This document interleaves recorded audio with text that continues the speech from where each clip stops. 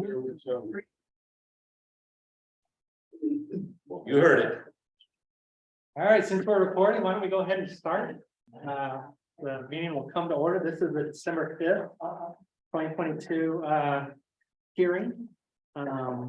This is the Board of Appeals, Town of Reedfield. We got two things on the agenda, the approval of the minutes from our last meeting on August 15th. And the continued conduct of this appellant hearing that we're holding regarding the 111 Mayo Road property with the Marashes. Present are all 7 members of the Board of Appeals. We have a new one, Nate Ruby. Welcome, Nate. Nice job. This is his first meeting. I understand he is fully prepared. He reviewed the Zoom hearing from our August 15th hearing. He's got all of the documents. The record documents for today's hearing are on the Board of Appeals website. There's 27 of them, I think. So that's our record. In addition to the Reedfield Board of Appeals members, we have Zoom attendants, Keith Meyer, somebody going by Dweezil, Bob Gottish, Peter Bickerman. My wife's listening in. Right, and Todd. Those are, looks like we have 5 attending by Zoom. We also have 2 people from the planning board, Jack Homar and Paul Clark. We have the Marashes. I've got Chuck, I'm helping Scott with the presentation. Okay, great. And your name? I'm Carol Dornhouse. Great. And we have the town CEO here as well, who is speaking to our final attendee, who is. Hi, Oh, gotcha. All right, I'm sorry, I didn't quite get your name, Carol Dornhouse. Oh, I know you, okay, select board member. yep, in the big house. Baldwin Street, there. And we also have.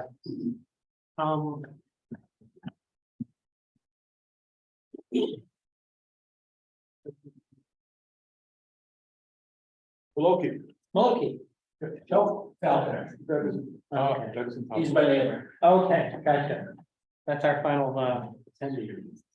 So, I guess the first issue is just for the Board of Appeals. That's the approval of the prior meeting minutes. Have we all read over the meeting minutes from the August 15th meeting? Any urgent changes we'd like to make? Move approve. Second. All in favor? I watched the video and I read the minutes, but I'd like to abstain. Okay, yeah, makes sense. Since you're in person. Any against? All right, motion passed. We will adopt those minutes as they are written. So moving on to the appellant hearing that we're kind of continuing from the last time. We'll go, we're just, it's an appeal of a dead record, so it's not a de novo hearing. And we're just accepting argument, and we'll jump into deliberations, and hopefully we'll come to a decision. Am I missing anything on procedure? Anybody wants to jump in before we get the appellant's argument? Well, I guess for my part, other than to, just for the record, so everyone probably knows this already, but back when we last met on this matter on August 15th, the result was a remand order. The Board of Appeals remanded the matter to the planning board. And then the planning board afterwards issued a revised planning board decision. The outcome was the same, but there was some additional content to the decision. And so now there's been an appeal by Mr. and Mrs. Marash from the revised planning board decision, and that's what we're here for today. So yes, we are looking for any error in the most recent decision that came out in November. Is that your take, Peter? Well, because of the standard of appellate review we have under our ordinances.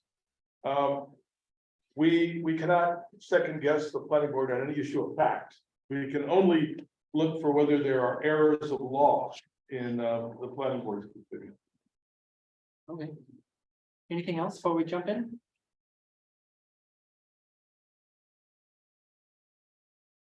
All right, so, for the Marashes, you guys get to go first, whoever would like to present. Yes, Tom, Gochuk's gonna be presenting for us. Great. The verse in this type of.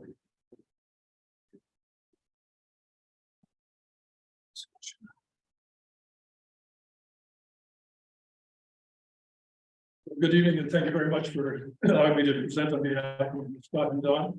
And I will focus my remarks tonight exclusively on the legal errors, which we think require reversal of vacation of the planning board's decision. First, by way of introduction, my family has had a house on Veronica for over 50 years, and we've been spending considerable time in our retirement up here. So I'm familiar with the property and certainly somewhat familiar with the ordinances of the Greenfield as they apply to this matter.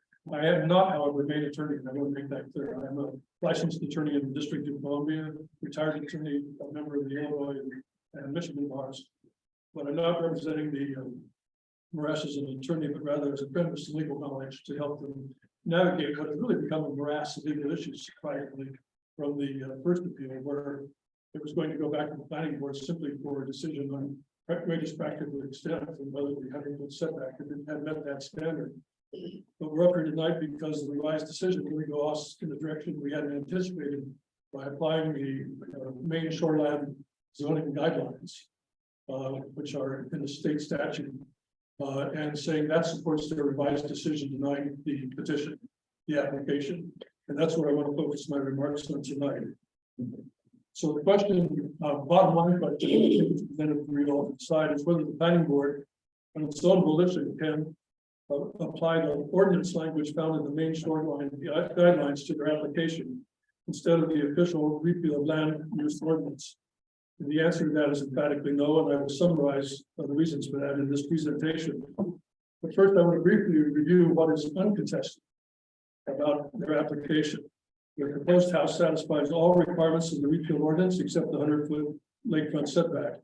They replaced their summer cabin that's located just 14 feet from the lake with a permanent residence that would be 75 feet from the lake, a reduction of 67 feet in non-conformity. The house as proposed is reasonably sized for a permanent family year-round residence. Second, uncontested, the Marashes were assured throughout the hearings that their application would be decided under the 2019 repeal land use ordinance. The main guidelines were never been mentioned until the day before the first appeal to this board in August. We don't think the guidelines are more restrictive than the repeal ordinance, but to the extent the planning board wants to apply terms in the guidelines that do not appear in the repeal ordinance, it is forbidden to do so by main law, and that's what I will focus on tonight. Whatever law is to be applied, the applicant must have notice of it under the town ordinance, or it is a violation of main statutes and the constitutional guarantee of due process. A third point at which I think there's agreement, that is whether under the repeal ordinance, their application meets the requirements of section 4 of non-conforming structures. And that contains the criteria that should be applied under that ordinance as to whether they're to grant the Marashes their permit or not. That ends, unfortunately, the areas of agreement between the Marashes and the planning board. The Marashes, first of all, submit their application comes squarely within the provisions of section 4A and 4B, specifically 4B, and relocation of a house to further back on the property. It applies to relocations of non-conforming structures, and that's what their application is all about. Section 4C, not 4B, is cited, is the one cited by the planning board in their revised decision. But by that terms, it expressly applies in situations where a structure has been already removed or damaged in catastrophe, and people are seeking to replace it. 4C1 actually makes it clear that there's not a difference in terms of the result under either 4C or 4B. And the reason for that is that section 4C1 expressly refers to section 4B and incorporates it as part of its application to non-conforming structures that are being replaced due to some catastrophe. So you see a reference in section 4C to section 4B, and it says that the planning board must apply, even in applying section 4C, the criteria that are in section 4B. So the question becomes all along, what are the criteria set out in section 4B? Well, it says the expansion of the relocated structure may not exceed the expansion limitations set forth in section 4A1. Can you see what the heading is of section 4B? What Location, relocated, That's what I thought. Thank you. and for 4C, it's replacement Yes. of a structure Thank you. or reconstruction. Very good. So 4B, what does it provide? 4B, 1B, it gets confusing, and I can supply my citations later if that would help appeals board in any way to straighten things out, but in 4B, 1B, it says the expansion of the relocated structure may not exceed the expansion limitations set forth in section 4.1A or the size of the original structure. So that tells us two things. We should look at 4.1A to determine how to apply 4B. And it says that you can apply either 4.1A or limit the application to the size of the original structure, the small camp they have, whichever is greater, not whichever is smaller, whichever is greater, whichever is larger. So in section 4C, it says the same criteria that should be applied in section 4B applied to it. So we don't see a difference between 4B and 4C in terms of the result in this case. But if the Marash's application satisfies 100-foot setback to the greatest practical extent, as they believe it does, and I do too, section B directs that the planning board look at section 4A1 to determine the maximum allowable exception to that setback. Section 4A1 says that if the proposed new structure is greater than 1,500 square feet, which their house is, then in no case shall any portion of it exceed 1,500 square feet within the 100-foot setback. So if it's a larger house, no more than 1,500 feet can be allowed within the 100-foot setback toward the lake. So in the revised decision, you asked the board to make more findings about whether the greatest practical extent standard was met for their house. In fact, the appeals board revised decision makes no finding of fact regarding whether the Marash's plan satisfies the 100-foot setback or not to the greatest practical extent. It is silent with regard to their house. What does it do? It concluded that a structure no larger than their cabin, their current cabin, that they want to replace could be, since it could be built in back of the 100-foot setback, that it forbids any larger house, any larger house of any size to extend within the setback. So that's the critical difference between us this evening. Refield ordinance says up to 1,500 square feet are allowable. Planning board says no square feet are allowable behind the setback line. That's why they didn't present any findings to me, because they don't think it's allowed in the first place. Not 1 square foot. You get a 1,500 square foot, not 1 square inch can go within the 100-foot setback line. That's a pretty major substantive departure from the Refield ordinance, and that is why the planning board seeks to import other provisions that are not found in the ordinance, but are found in the guidelines as the basis for its denial of their application. The guidelines do have language that does not appear in the Refield ordinance. We certainly concede that. The language the planning board wants to add is found in the guidelines in section 12C4 of the guidelines.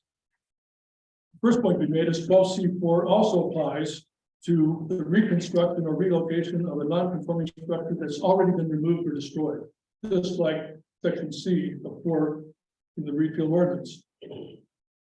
12C4, applying to that situation, says that if the total footprint of the original structure can be reconstructed beyond the required setback, in back of it, no portion of it may be reconstructed at less than the setback requirement for a new structure. That's the language the planning board uses to justify its revised decision.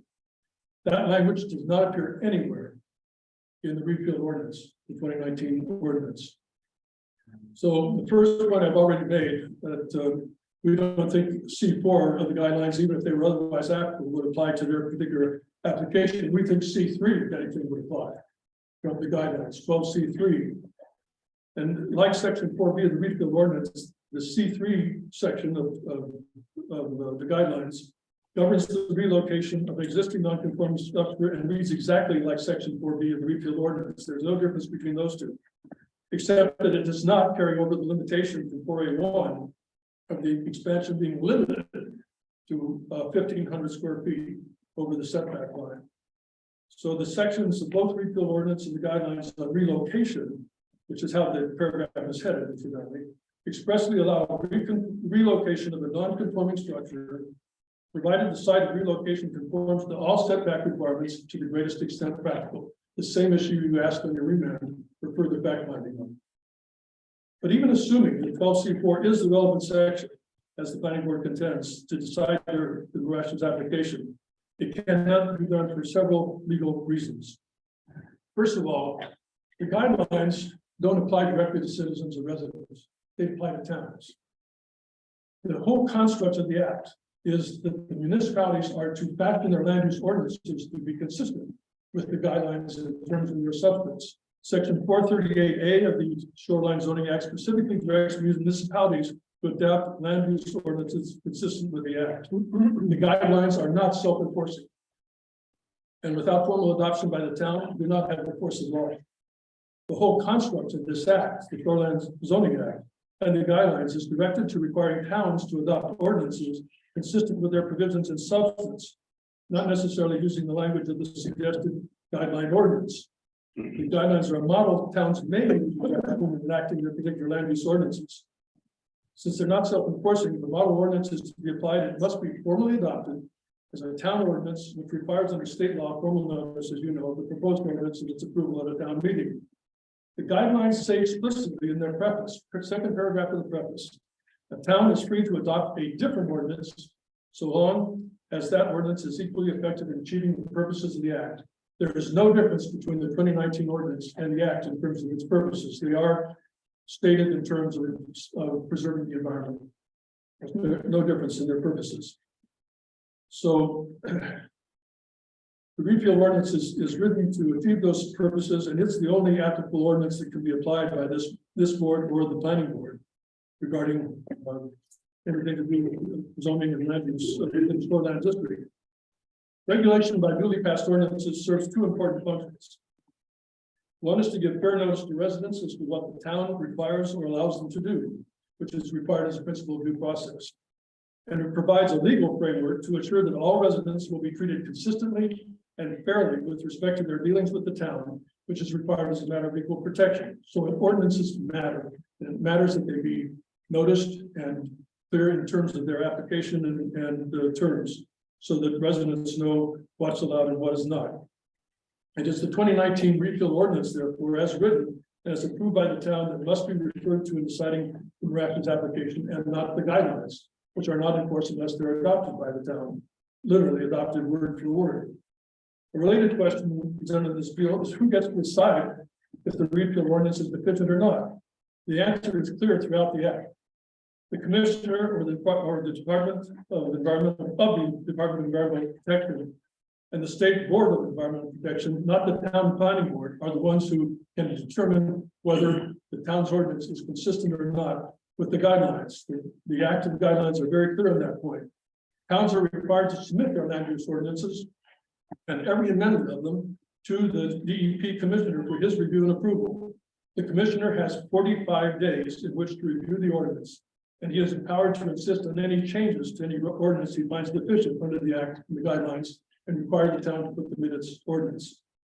If the town rejects his changes, the commissioner can ask the State Board of Environmental Protection, this is all in the act, to endorse his recommendations, in which case the act provides those changes made by the Board of Environmental Protection, not the planning board, become part of the ordinance. Nothing authorizes or empowers the planning board to import the language of the guidelines into a town's ordinance and to bypass the required process for amendment of that ordinance. If the commissioner does not act within 45 days of receiving the amended ordinance, then the ordinance, the act and the guidelines, the act in section 3 and the guidelines in section 4 provide that the ordinance as submitted is automatically approved. So if the commissioner doesn't find it deficient, which he's required to look at it and decide whether or not it is, and he doesn't act, it's approved. So the 2019 ordinance has to be assumed to be valid under the guidelines and approved by the commission, because there's no record of any negative finding by him indicating that it is deficient. There are in summation 5 legal reasons why the planning board may not apply the different language in 12C4 of the guidelines in deciding the Rash's application, even if their application were to be decided or treated as a reconstruction rather than relocation. First and foremost, it's a complete denial of due process. To change the law to be applied after a hearing is concluded rather than before it starts. The Rashers were sure that the 2019 ordinance would be applied. They spent more than 2 years developing their plans, consulting with the Department of Environmental Protection as to what the practical and legal constraints were in deciding what and where to build. They spent thousands of dollars in lawyers and designers to assure that their plans qualified for a permit under the 2019 ordinance, and then endured months of frustration and anxiety because the planning board would not even consider whether their house, as opposed to their cabin, could meet the 100-foot setback. It could meet it to the great, and did meet it to the greatest practical extent. There's a good reason the law generally disfavors retroactive application of laws and ordinances. Even if the guidelines were to be adopted by the town today, they could not be used to deny the Grafton's pending application. They had no notice that the law would be changed or revised or applied other than it was written in the ordinance. The revised decision has to be vacated for that reason alone as a matter of due process. But there's more. Second, Maine law explicitly incorporates this principle in section 302 of Title 1, Chapter 11, that says, quote, proceedings pending, at the time of the passage or amendment of an ordinance are not affected thereby, and includes applications for permits within the meaning of the proceedings. That means you can't change the law in the course of proceedings. Once they start, you got to apply the law that is to be applied to them, and that's the 2019 land ordinance. You can't substitute it after the first appeal. Mr. Gottschalk, Yes, some of us in this room are lawyers. I don't, I appreciate your citation at Title 1, Section 302, but in fact, that applies to changes in the law. The state regulation existed at all times relevant to this matter. Not changing the law. You're making a different argument, are you? no, excuse me, I'm not, but I appreciate your comment, and I'm happy to respond to it. The ordinance doesn't apply by its terms. It is not the law until it's adopted in the town ordinance. The language they're relying on has never been adopted in the repeal town ordinance, and it does not automatically apply by virtue of state law to the town. Otherwise, you'd have two competing ordinances, and there would be no notice to the applicants as to how their applications would be decided. So it is a change of law, to answer your question, to respond to your comment. It is a change of law, and it is one that is not permitted even by the guidelines in the act unless it is formally adopted in the ordinance. And second, so section 302 of Title 1, Chapter 11, I think does apply squarely in that they are changing the laws to be applied. And that's the reason they reached out to the ordinance for the additional language that's not in the ordinance. As I said at the outset, the revised decision makes no finding that the Grafton's proposed house does or does not meet the 100-foot setback to the greatest extent possible, as required both by the 2019 ordinance and the board's earlier remand. The third point is that the Shoreland Act and guidelines themselves preclude their application of repeal unless they've been properly adopted by the town as part of the land use ordinance. The planning board believes the existing ordinance is defective or requires amendment. Its role is to call the attention of the select board to the issue and have an amendment submitted to the town for adoption. You cannot change or add to the requirements of the existing ordinance under the guise of interpretation, and then retroactively apply those different standards to a different application. Fourth, the planning board has no authority on its own to incorporate any language or standard in the repeal ordinance. Its duty is to apply it as written. The power of amendment is restricted to the town and its citizens, and not to the planning board, or in this case, possibly to the commissioner of the Department of Environmental Protection, if the town ordinance is found inconsistent in any way with the guidelines. Fifth legal reason, the main law. Can you repeat point number 4, please? Yeah. It is that. Let me turn back to it. I'm saying the planning board itself, if it thinks the ordinance is defective or insufficient or inconsistent with the guideline, has no authority to lift that language on its own power, its own authority into the ordinance. Its duty is to apply the ordinance as written. Its second duty is, if it believes the ordinance is defective or insufficient, is to so advise the select board and suggest an amendment be done and have it approved by the town at the town meeting. That's how you have to get the language of the guidelines into the ordinances to apply to the repealed citizens. No other way to do it. The main law has as its fifth ground for reversal of vacation decision. Statute section 38, title 38, section 3003. And I know all these citations get lost with non-lawyers, particularly even lawyers. So I can supply them after these remarks, if that would be helpful to the board. But in that section 3003, it says that if an ordinance is going to require compliance with the code, and the guidelines are part of the code, as the planning board acknowledges in their decision, The code has to be at least referenced explicitly in the ordinances to be applied. Otherwise, again, there's no notice as to what the requirements are going to be. It's not in the code. If it's not in the code, then it's got to be in the code has to be referenced in the I'm ordinance. sorry, what's the title of the code? Capital CODE probably? Code, yeah, COD, codes are something that are adopted by, say, an agency of the government. And what is its title? It's the shoreline, it's the main shoreline zoning guidelines. So the guidelines are themselves a code. Okay, thank you. And so nowhere in the ordinance, 2019 ordinance or any other ordinance that Reed feels is passed, is there ever been a reference even to a code like the guidelines? You have to at least get a notice of that at a minimum under state law, like the one I just cited. And it's specific that the code includes any compilation of regulations prepared by any department of the state. So if the guidelines did apply as a matter of law automatically, they would have to be referenced. And they aren't referenced, but they don't apply automatically, so all the more you would have to reference them and adopt them in the code in order for them to apply as law.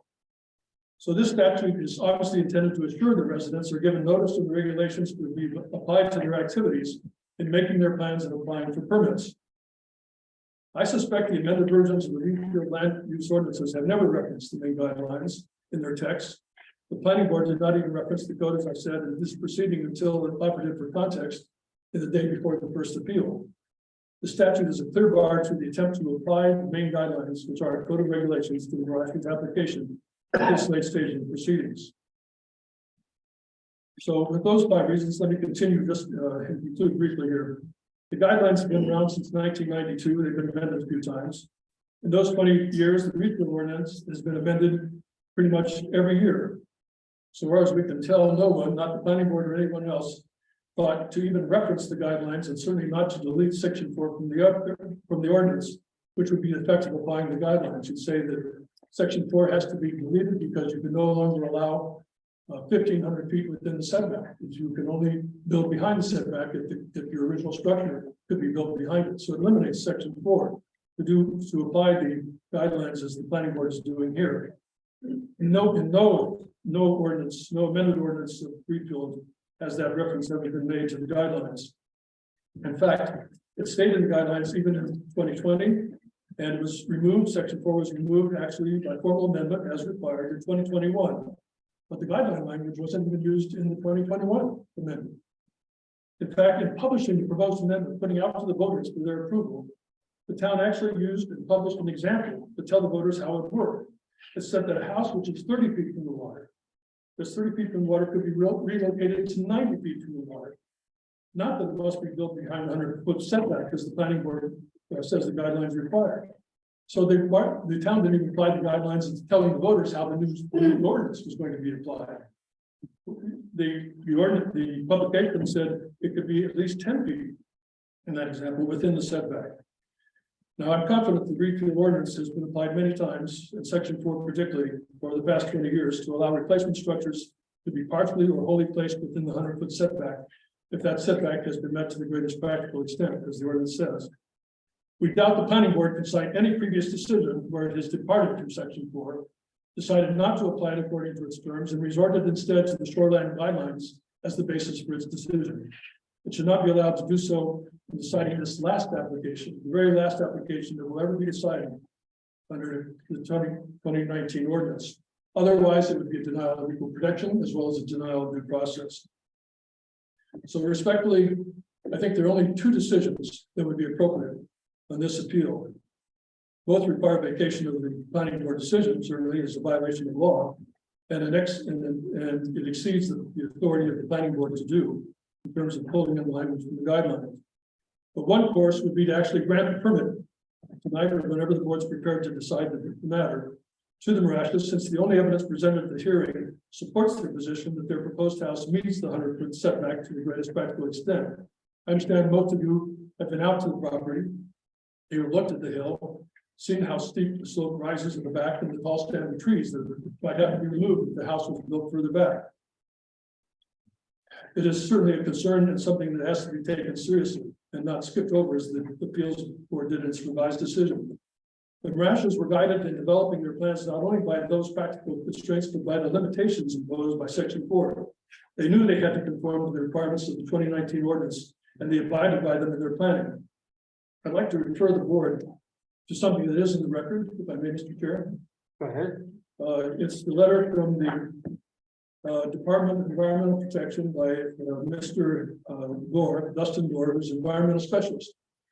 And the Marasha is meeting with the Department of Environmental Protection to know what would be allowed and what wasn't, met with him in 2020.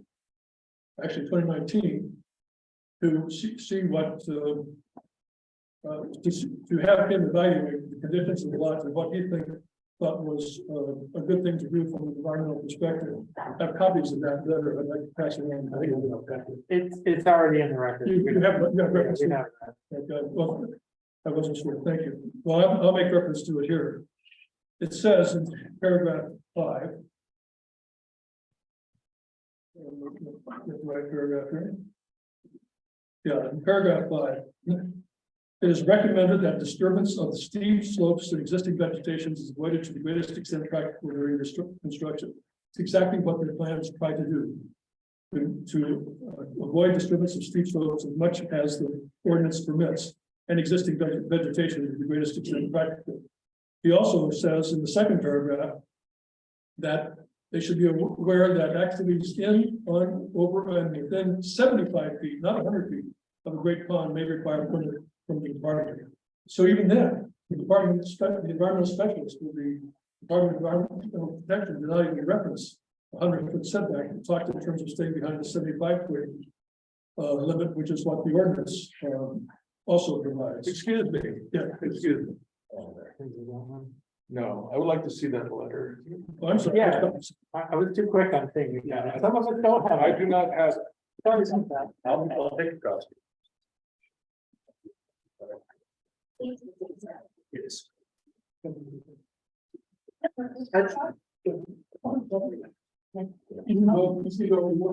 goes with that one, thank you. You have No. an extra? You have another? I'll give you one other note. Yeah. No, I know what it says. So this is document the title field determination form. Yes. From Dustin Dorr, D-O-R-R. It's, and as Mr. Gottschalk said, in the second paragraph under memo, it says activities in, on, over, or within 75 feet of a great pond may require a permit from the department. But,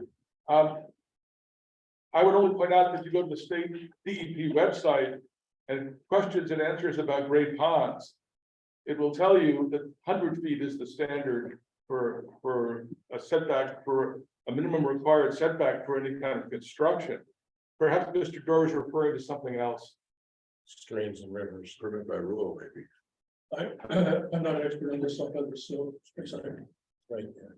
It's 100 feet, great I- ponds, 75 feet. There's no question, and we're not contesting that the standard, the requirement is 100 feet back from the lake to the greatest extent practical. That's what you recognized in your remand order. You have to deal with the greatest extent practical.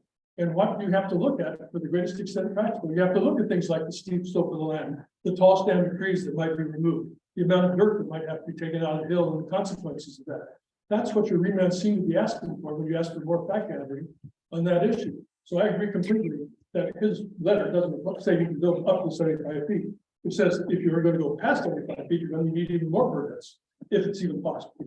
And I agree that under the refill ordinance, it's not possible to go under any closer than 75 feet because it only allows 1,500 feet within the 100 to 75 foot setback zone. So I'm with you on that. But I didn't mean to interrupt you. no, it's Are you? very close to that. If I anticipate your question. Anyway, I think most of you have been out to it. The Rapids have supplied the information that was required under the act in terms of support of granting the greatest practical extent standard as a reason to allow their house to spill over the 100-foot line. So we think you could and should grant that permit, because I don't think going back to the planning board is going to provide the correct answer for the Marashes. But we recognize that the board may well be reluctant to grant the permit without the additional information and analysis you asked for in the remand. even though we think you have the authority to do so. So I think the only other option, the second option, is another remand. This time to reopen the hearings and do an objective, fair evaluation of the characteristics of the property and the constraints they impose per section 4 to see if they have met the 100-foot setback from their property to the greatest extent practical. It's really something that is an open question that still hasn't been done. But I'm going to speak frankly here. The planning board is obviously pretty dug into its position, unfortunately. I think the very belated attempt to substitute the main guideline language for that of section 4 of the repeal ordinance reflects the board's very strong feeling, and I understand why they feel this way, that it wants to make the 100-foot setback an absolute bar to any relocation of a non-conforming structure. Sort of like the 2021 ordinance finally does in the repeal of adopted. During the hearings, as Scott was presenting the evidence that their application meets the greatest practical extent standard, planning board members said, and this is nearly a quote, "You must build your new house further back behind the setback and farther up the hill. And if you can't do that, if it's impractical, build a smaller house. A house a third smaller than the one they proposed and asked permission to build and to live in for the rest of their lives. Not, let's look to see how far over you can go in the 100-foot setback and given the practical constraints, but no house can go beyond the 100-foot line, no matter what the practical constraints are. So instead of doing that fact-based analysis, what the planning board did is to have two of its members here tonight meet privately in a series of what they call back and forth with the town attorney, who I think is here tonight. And what the chair called back and forth with the attorney to revise their decision on the application, the Miraculous application, reaching out to the language of the guidelines. We say in our memo, and I won't repeat it here in any length, private meetings like that violate the main Freedom of Access Act, the open meeting law, and is a sixth reason why the revised decision must be vacated, because you can't make decisions in private like that and have them then adopted by the planning board without a hearing. And there was no such hearing. As I noted, the Marashes have spent 2 years and thousands of dollars trying to have the planning board evaluate their application objectively under the greatest practical extent standard of section 4. They don't have much hope another remand is going to the planning board is going to give them the relief they are entitled to. I think this most likely will lead to a third appeal, unfortunately. So I want to conclude tonight. I promise this is my conclusion, that I'd like to suggest an approach which the board and perhaps even the planning board would be willing to consider. I discussed it with the Marashes and they're open to pursuing it if you desire. I suggest the board not reach a decision on this matter tonight or right away. It has 45 days under its ordinance to do so. During that period, the board, I suggest, and this is effectively suggested, it's obviously entirely your decision, to find some person who can objectively, competently, and fairly evaluate the Marashes plan against the limiting characteristics of their property to see how best to apply the practical extent standards of their plans.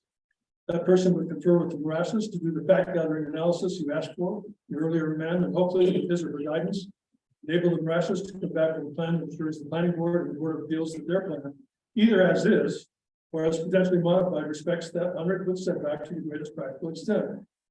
With such assurance, hopefully this last application of the 2019 ordinance could be approved and the Marashes enabled to use their lot to become full-time residents of Greenfield. Going one step further down this suggested road, I think that one person you might consider to fulfill this role, obviously, is Mr. Stevens in his role as CEO.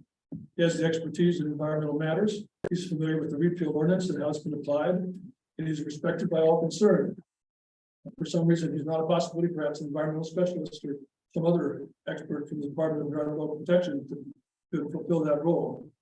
So I conclude with that hopeful thought that perhaps some form of focused examination of the characteristics of their lot in light of the greatest practical extent standard can actually lead to an amicable resolution of this matter and avoid having to deal with all of these legal entanglements. Thank you very much for your attention. Hang on, you might have questions. Sorry. Anybody have any questions? Board members, do you have any questions? I do. What language precisely in the guidelines are you objecting to as having been inserted into our ordinance? It is. Is it the language of the same size?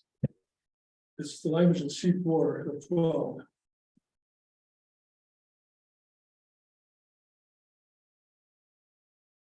Dealing with the reconstruction. Section 4 of 12. And what they are incorporating in is the language in the front end of that. I have it here. Do you have it? I'd like to see it. I just read it. Is it just a couple of words or? the It's a whole sentence, paragraph? it's a sentence. I'll read it to you and I'll give it to you after I read it for everybody's benefit. It says. If the reconstructed or replacement structure is less than the required setback, it shall not be any larger than the original structure, except as allowed under section 12C1, which we don't need to get into here, as determined by the non-conforming footprint of the reconstructed or replaced structure at its new location. This is the language, if the total footprint of the original structure can be relocated or reconstructed beyond the required setback area, no portion of the relocated or reconstructed structure shall be replaced or constructed at less than the setback requirement for a new structure. So that is the precise sentence that they are lifting from the guidelines. It's saying instead of applying section 4, which allows you to go over the line 1,500 feet, this says no structure. But again, only in the context of a replacement. So it allows you to go over by 1,500 feet, No, up to up 1,500. to 1,500 feet. Are you then saying they could add an additional 1,000 square feet between 75 and 25? They can't do anything beyond, so they can't do anything beyond 75 foot limit. What's the difference between 1,000 feet allowed? No, it's 15. 1,500. No, it's, I'm not sure where I'm confused you with the 1,000 foot requirement. I think what Cliff is saying is that currently the proposal has 500 plus or minus square feet between 75 feet and 100 feet. And that the difference between 1,500, as we just heard, and 500 is that's outlined in plans is about 1,000 feet. Is that what you're saying? No, what I'm saying is, you're allowed the 1,500 square feet between 100 and 75 feet setback. Yes. You're also allowed 1,000 square feet between 75 and 25 feet. So could they be allowed 2,500 square To feet? be honest, I haven't read the requirements for 75 feet because they were not asking for it, so I can't really respond to your question. I have no idea other than to say that replacement structures can be allowed up to 1,500 square feet within the 75 to 100 foot zone. That is clear. That's what our case is based on. I have no idea how to apply anything that says you can build in 75. It also said you're allowed up to 1,000 square feet between 25 and 75. No, I didn't say, if I said that, I misspoke. Oh, no, I'm saying the ordinance says that. Well, My frankly, question to you is, are you saying you can build this 1,500 square feet and then another 1,000 square feet No. below that? no, because that would be 2,500 square feet within the setback. And the ordinance spirit says you can't use more than 1,500 square feet within the setback. So no, you couldn't possibly apply that, I think, under the section 4A1 of the repeal ordinance. You're limited to no more than 1,500. It's a limitation on how much you can put over the 100 foot line. Don't mean to interrupt. Mr. Gottschalk, again, if you feel you're not the right person to answer any of these questions, feel free to refer them to either Mr. Marash or someone else, why these the 1,500 square foot limit, as well as the 1,000 square foot limit further down, they refer to expansions, right? Expansions of non-conforming structures. But aren't we dealing here with something different, a replacement or reconstruction of a non-conforming structure? No, you're absolutely correct in terms of what section 4A A1 covers, which is expansion. But in 4B, it specifically incorporates by reference the limitations of section 4A1. So they carry over into 4B, which we think is the applicable portion of the ordinance, just because it deals with relocation, which is what they're doing. Is we say section 4C does apply to reconstruction of an existing structure that was removed or is damaged. So we don't think that applies, but even if it did, it too incorporates section B, and section B incorporates section 4.1A. So through those three ordinances, the requirements and limitations of section 4.1A apply, 4.1AE to be specific, the 1,500 foot maximum. Well, certainly, different people could have different views on what that language means, but one interpretation of section 4B is that it requires physical relocation. It's dealing with physical relocation of an existing non-conforming structure, which is different from what section 4C deals with, which is that when an existing in section 4C, and when an existing non-conforming structure is removed, and I'm taking out other modifiers, because it doesn't, if it's removed for any reason, any cause, then you're in 4C. Isn't that what's happening here? The existing plan, the Marash would like, Mr. and Mrs. Marash would like to remove, deconstruct an existing non-conforming structure, and replace it Exactly, with a different structure. no, well. I think section 4B squarely applies because looking at it, a non-conforming structure like their cabin may be relocated within the boundaries of the parcel. If the relocation conforms to all setback requirements to the greatest extent practical, and then as long as it doesn't exceed the limitations of 4A1. So they're clearly relocating the location of their existing structure to something that is 2/3 behind the line and 1/3 in front of the line. As I said, section C, when you're referring to, is reconstruction or replacement. But it is qualified right in this first sentence to non-conforming structures which have been removed already, damaged, destroyed, regardless of cause by more than 50% of the market value. So it's really dealing with people who suffered a loss and they want to rebuild their house and put some emphasis in the light of that sort of catastrophe or loss of the house as to how they can proceed to rebuild the structure they had before. The relocated, as many other houses have been done under the ordinance, further back, is still in front of the 100-foot line, has been done under section 4B and section 401A. And I'm quite confident that's the way it should be applied, because 4C by its terms doesn't apply to this situation. Well, again, I repeat, 4C refers to any cause. It isn't just a casualty loss. It's, And people can choose to tear down an old structure and replace it with a new structure. It happens all the time. But I would say now, in both 4B and 4C, some of the language is the same in terms of the need to comply to the greatest practical extent to the setback requirements. Let me ask you, can I just respond to your comment, if you ask me a question, because I think I agree with the way you're reading the ordinance with one exception. It says that not any type of relocation is covered by it. It's a relocation where the property, the non-conforming structure has been removed, damaged, destroyed, regardless of the cause, as you said. But it's by more than 50% of the market value of the structure before such damage, destruction, or removal. So it's contemplating a situation where people have suffered some catastrophic loss of greater than 50%. And that's what qualifies the application of cause to either damage, destruction, or whatever else causes it to lose value by more than 50%. Raffles house has not lost value by more than 50% for any reason. That would be my, I'm sorry, I precluded you. well, we just have to agree to disagree on that one, Okay, on interpreting that.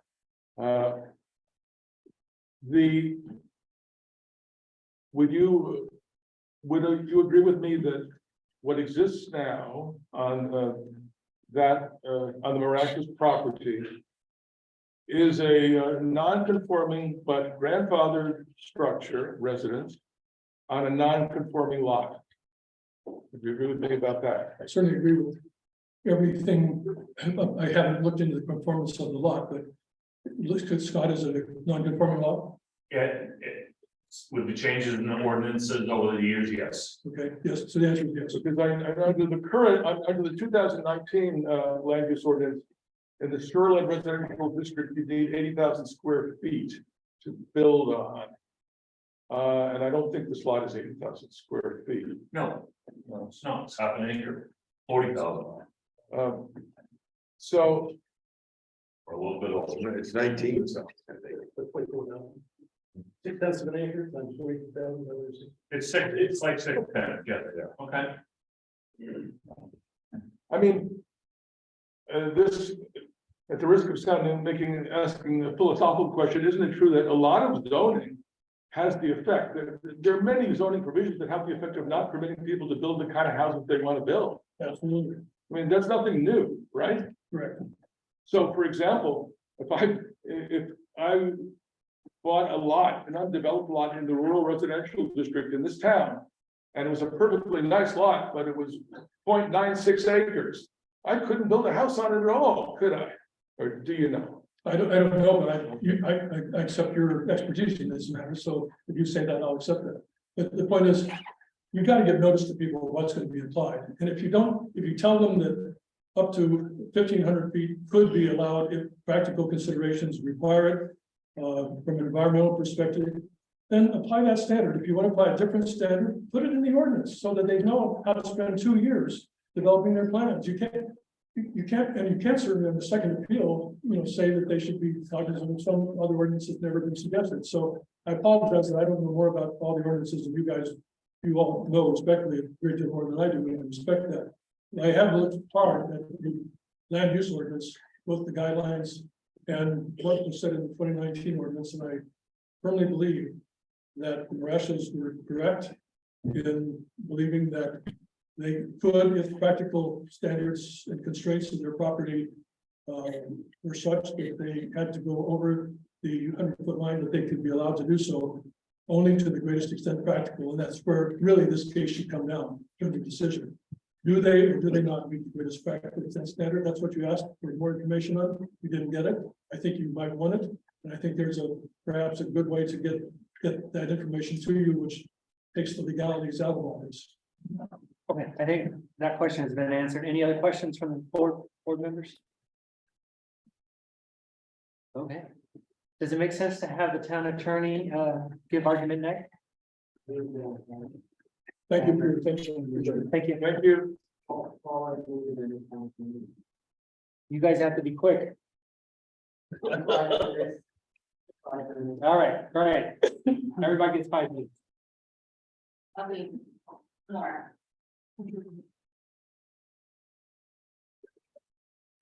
Good evening, I'm Paula Clark, I chair the planning board. What I'd like to do is just generally address a few of the points that have been raised here tonight about this application. As Jack said, he and Kristen Collins, the town attorney, will follow me and provide some additional detail about several of these things. First of all, procedurally, I'd like to just outline quickly how the planning board handled the remand. In response to the remand order, the planning board reviewed the decision that we issued in June of 22 to determine specifically what additional information could be included in the decision that would be helpful to the Board of Appeals. As we read the remand order, that's essentially what the Board of Appeals was looking for, was clarity with regard to the basis for the decision that the planning board made. So we included additional findings of fact and other information specifically to provide that clarity to the Board of Appeals. All of that information and the findings of fact were based on the existing record. As you've heard, we did not open the record for new evidence. We specifically relied on what was in the record as we considered it in making the planning board decision. And that revised notice of decision was issued in October, as you know. A couple of primary points that I just generally want to identify and outline quickly, and then I'll turn to Jack and Kristen to provide some more detail. But I would say that part of the source of confusion in this case has to do with the fundamental difference between the way in which the applicant is viewing the land use ordinance requirements and how the planning board applied those requirements in making this decision.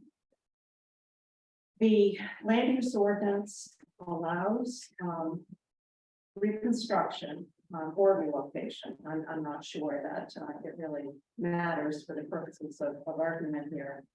But if the proposal meets all requirements, including setback requirements, to the greatest practical extent, I think where the disagreement and the difference comes in is that the planning board and the way in which the ordinance is written, that reconstruction and viewing the greatest practical extent standard applies to the original structure, not to a large structure that any applicant may want to build.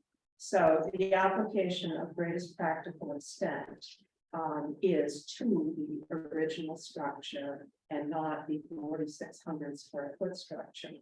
And that is why there were no findings in the planning board's decision about greatest practical extent with regard to the 4,600 square foot.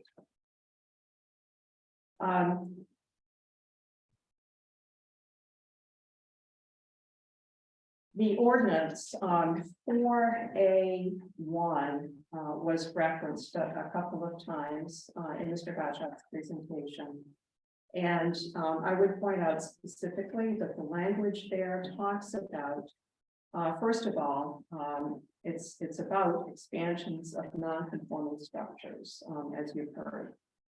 And it says that expansions are permissible under certain circumstances. One of those scenarios is for structures located less than 100 feet from the normal high water line. The maximum combined total floor area for all portions of those structures is 1,500 square feet. And I think the important piece there is to point out that the way in which we look at that, the way in which we interpret it, which is supported by the shoreline zoning guidelines, is that we're not talking about an allowable expansion of 1,500 square feet. We're talking about the total square footage of the structure that is where there has been an incursion into the 75 to 100 foot. We look at it as it's a two-step process, really. We look at the original structure. You determine if that original structure can be set back beyond the 100-foot line. If it cannot, it remains a non-conforming structure, and that may get you into the expansion piece with certain limitations. As was pointed out, the shoreline zoning guidelines, I'll just mention this briefly. I know that Kristen Collins will address this further, but I want to stress that the planning board did not substitute the guidelines for the Reedfield land use ordinance. The law provides, as you've heard, that local ordinances cannot be less restrictive than the shoreline zoning guidelines. And the guidelines are used by the town of Reedfield and other municipalities to provide context, clarity, guidance with regard to the interpretation of their ordinances, which is what we did in that case. There seemed to be disagreement about how the ordinance was being interpreted, or questions about interpretation of the ordinance. And knowing that the shoreline zoning program has approved Reedfield's ordinance, it stands to reason that they would not approve an ordinance that was not consistent with their minimum guidelines. And so again, those guidelines do not constitute a separate and different body of regulation in this case. They provide that context and interpretive guidance in a situation. I think I will stop there, and I'd be happy to answer any questions, but it may make more sense to let Jack and Kristen present their information. That makes sense to me. Anybody have any questions right now? Thank you, Paula.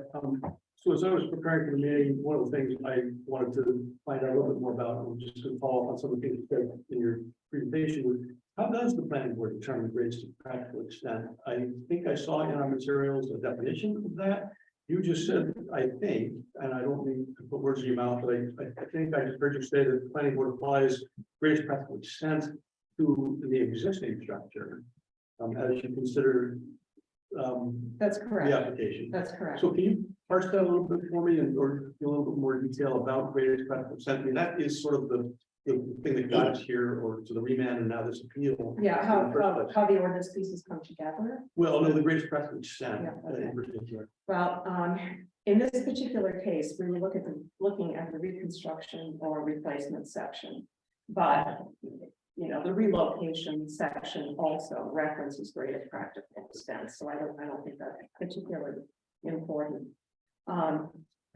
Reconstruction says that you can reconstruct an existing non-conforming structure under certain circumstances. One of the things that must be demonstrated is that if you're going to reconstruct, it has to meet the setback requirement and other requirements to the greatest practical extent. As determined by the planning.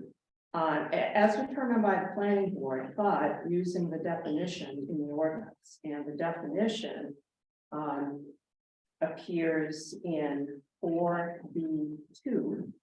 And it says in determining whether the building relocation, but in this case, it's a reconstruction, meets the setback to the greatest practical extent. The planning board shall consider, among other factors, the size of the lot, the slope of the land, the height of the building, the potential for soil erosion, the location of other structures on the property and or adjacent properties, the location of the septic system, and other on-site soil suitable for septic system, type and condition of the building's foundation, type and amount of vegetation to be removed to accomplish the relocation. So it's basically a look at everything. I mean, all of those physical factors on the site that might preclude conformance with the setback requirement. We've often seen situations where someone either wants to relocate. We've seen a number of cases in the past where people want to relocate an existing camp.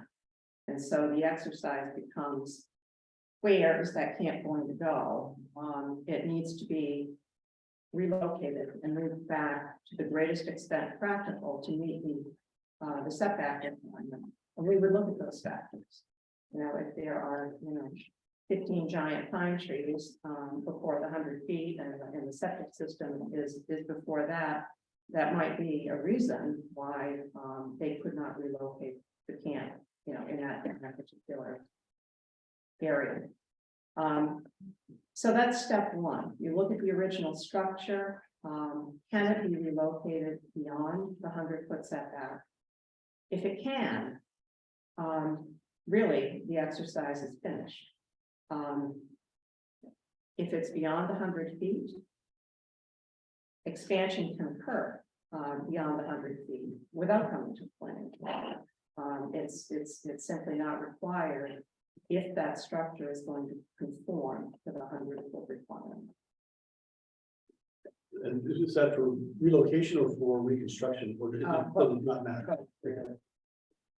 And to what extent, in some of these materials, there was comments about safety versus convenience and improvement versus full compliance. And I think that was in the context of greatest extent practical. And I just sort of wonder how we think about those two things: safety versus convenience, improvement versus full compliance. The issue of convenience, I know, came up at one of the earlier Board of Appeals meetings. And when we were putting together, I believe it's in there's like an FAQ sheet that was prepared and forwarded to you. And that specific question was addressed in that document. And convenience really is not a factor. It appears nowhere in the ordinance, and it's not something the planning board would consider with regard to greater practical extent.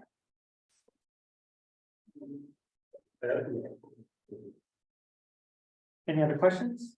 One other thing I would add that may be important is that one of the findings that the planning board made was that we found that the 2,100 square foot structure, the existing structure is 2,100 square feet.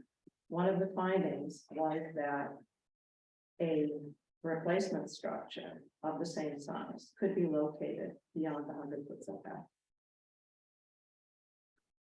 Any other questions, board members? Ms. Clark, going further on the issue of greatest practical extent, is it correct to say that nowhere in that definition, which is in the ordinance, or in any other part of the land use ordinance, are you, the planning board, supposed to consider the desire, no matter how reasonable, by the way, no matter the desire of an applicant to build a larger house, the larger house in and of itself doesn't play into practical extent. That's correct. Any other questions?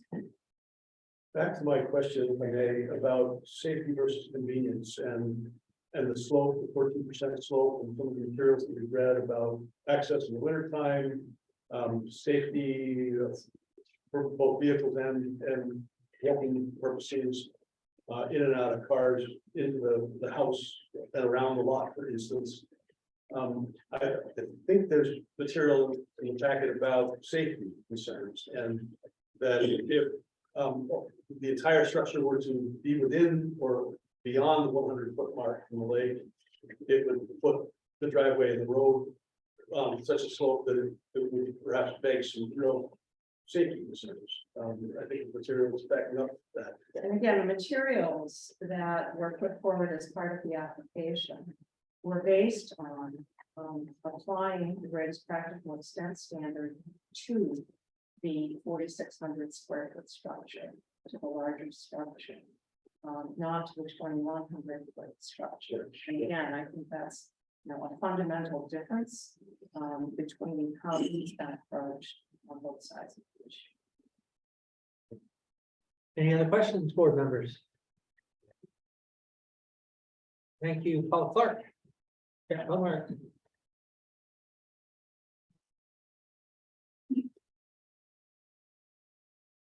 Good evening. My name is Jack Homer, and I'm Vice Chair of the Planning Board. And I just wanted to cover a few points. It was mentioned by Mr. Gottschall that the state mandatory shoreline zoning act is not referred to. Can you speak up a little bit? Okay, that the state mandatory shoreline zoning act is not referred to in a land use ordinance, and it's somehow a violation of due process to now bring it in. But I would point out that in the land use ordinance in Article 1, Section 2, it makes specific reference to that this ordinance is adopted pursuant to the mandatory shoreline zoning act. That's point one. And point two is in Article 1, Section 6, it says whenever a provision of this ordinance, that's the land use ordinance, conflicts with or is inconsistent with another provision of this ordinance or of any other ordinance, regulation, or statute, the more restrictive provisions shall control. So the repealed ordinance is somehow viewed as in conflict with the state rules, then you go to the more restrictive. Now, the state rule, the shoreline zoning ordinance, the rule says that if the footprint of the original structure, now in this case it's 2,100 square foot structure, can be relocated or reconstructed beyond the required setback area, that's the 100-foot setback, then no portion of the relocated or reconstructed structure shall be replaced or constructed at less than the setback requirement for new structure, which is 100 feet. So once you take the original structure and you can relocate it beyond the 100-foot setback, which the planning board determined you could do using the greatest practical extent test, then no portion of the new structure can be below the 100-foot setback. Now, this was also in the with Colin Clark from DEP, who oversees the shoreline zoning program. He sent to the town an email and he attached the shoreline zoning rules. And it gave an example to towns, and it said, step one is determining where the existing building, that's the 2,100 square foot building, footprint can be located to meet the setback requirements to the greatest practical extent. If the entire footprint is beyond the minimum setback, that's 100 foot, no portion of the structure or addition can be added to within the buffer area. He also provided to the town, I think all of you have this, if you don't have it, I actually have the copies, but this training material that he uses. And so this directly applies to this example. We have the original camp, the 2,100 square foot camp down by the water. It's non-conforming structure. The next step is, can you move it back beyond the 100 foot? And this is sort of what Mr. Morris wants us to do is, allow him to have 1,500 square feet in the 75 to 100 and expand beyond that, going up his property. I think Henry asked Paula whether about the expansion beyond the 100 feet and the expansion is less than 100 feet. So if you can't relocate the structure or reconstruct the structure more than 100, if you can do it more than 100 feet, which we think you can do here, the 2,100 square foot structure, then he's free to expand all he wants. Whatever he wants to do it. You know, some people will deal with steep slopes, some won't. Some people think the driveway is dangerous, some people don't. You know, there's lots of things he can do beyond 100 feet. We don't even control that. There are certain standards he has to meet for lot coverage and big elements. But it's not even something we review, because once it's more than 100 feet, it's not a planning board issue, it's maybe a code enforcement officer issue. So, let me see what else. And then Colin Clark from the Shoreline Zoning Coordinators, please pass on my praise to the planning board for reviewing this project the way that it was done was exactly right, which is this. We did it according to the state rules. So once you make the determination that, you know, even if you're confused by the land use ordinance of the county, or you think it conflicts with the state rules, the land use ordinance says pick the more restrictive, and the state rules say you have to be as stringent as the state rules are. You can be more stringent than the state rules, but you have to be at least as stringent. So this statement here about relocating the existing structure beyond the 100-foot setback, once you do that, once you relocate the 2,100 square foot structure, that's the end of the story. Also, Mr. Gato mentioned this letter from DEP, which, if you look at it, it's just boilerplate language that when you're on a steep slope, you should be careful to revegetate steep slope areas. I mean, it wasn't anything specific to this. And let's see if I have anything else. I think that does it. I would mention one other thing, that Mr. Gacho used the 2021 ordinance changes and said that it uses an example of a house that moved back to 90 feet. Those are examples. We at the planning board deal all the time with reconstruction or relocation of structures, and sometimes they can't be moved back. And so that example there was where you couldn't move it back to the 100 foot. That's all that was. It wasn't saying that. It wasn't saying that's what you have to do. So, I think that's it. Thank you. Mr. Comer, I thought I saw something in the record that referred from the applicant side, I believe. It said that if the house that they wish to build, the larger house, were relocated more than behind the 100-foot setback, it would result in a slope of 14%. Am I misstating? That's about right.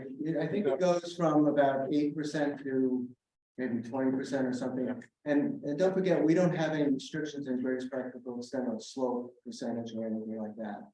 I heard you say that. I was going to ask you a slightly different question, if you could answer. Based on your experience as a planning board member, do you know whether a 14% slope is unusual in the shoreline district? No, it's not. No, it's just not. I mean, you know, the shoreline zone, a lot of houses are built on steep slopes. That 14% isn't even that steep. I mean, as it goes further back, it's more steep, but that's a choice of anyone who owns property. And, you know, if this was new construction, he had to be back 100 feet. He has to make a decision, you know, how far up that slope do I want to go? How steep, you know, how do I want to build my house that way? And that's what he's left with here. He can build his 2,100 plus house beyond the 100-foot setback. And he has plenty of room to build a large structure back beyond the 100-foot line. Thank you. Any other questions, board members? Thank you. Thank you, Mr. Comer.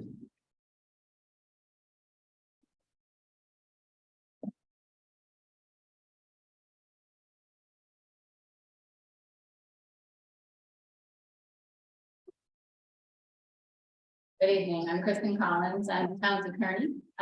In that capacity, I advise the code enforcement officer and the planning board, and sometimes when I'm lucky enough, the Board of Appeals, depending on how things fall. On land use zoning, all sorts of things, but shoreland zoning in particular. I have 17 years doing this, so I've seen just about every pattern that there is with these types of requests. What I want to talk about first, though, and both of the planning board members have touched on, is this interplay between the state law, because this is a statute that requires mandatory shoreline zoning. And that provision is found in Title 38, Chapter 438A. And it says that municipalities shall adopt ordinances in accordance with the following standards. Those standards in the statute then point to the guidelines that the department promulgates. So then we turn to the standards themselves, and those are found in Chapter 1000. And they say that municipalities may adopt different ordinances as long as they're equally or more effective in achieving the purposes of the act. So I want to take a little sidetrack here and talk about the purposes of the act. If you look at those nonconformity provisions, there's a theme. And the theme is based on due process. So you have your property rights in the structure that was there before the ordinance was changed or the minimum shoreline zoning was passed. That is your bundle of property rights.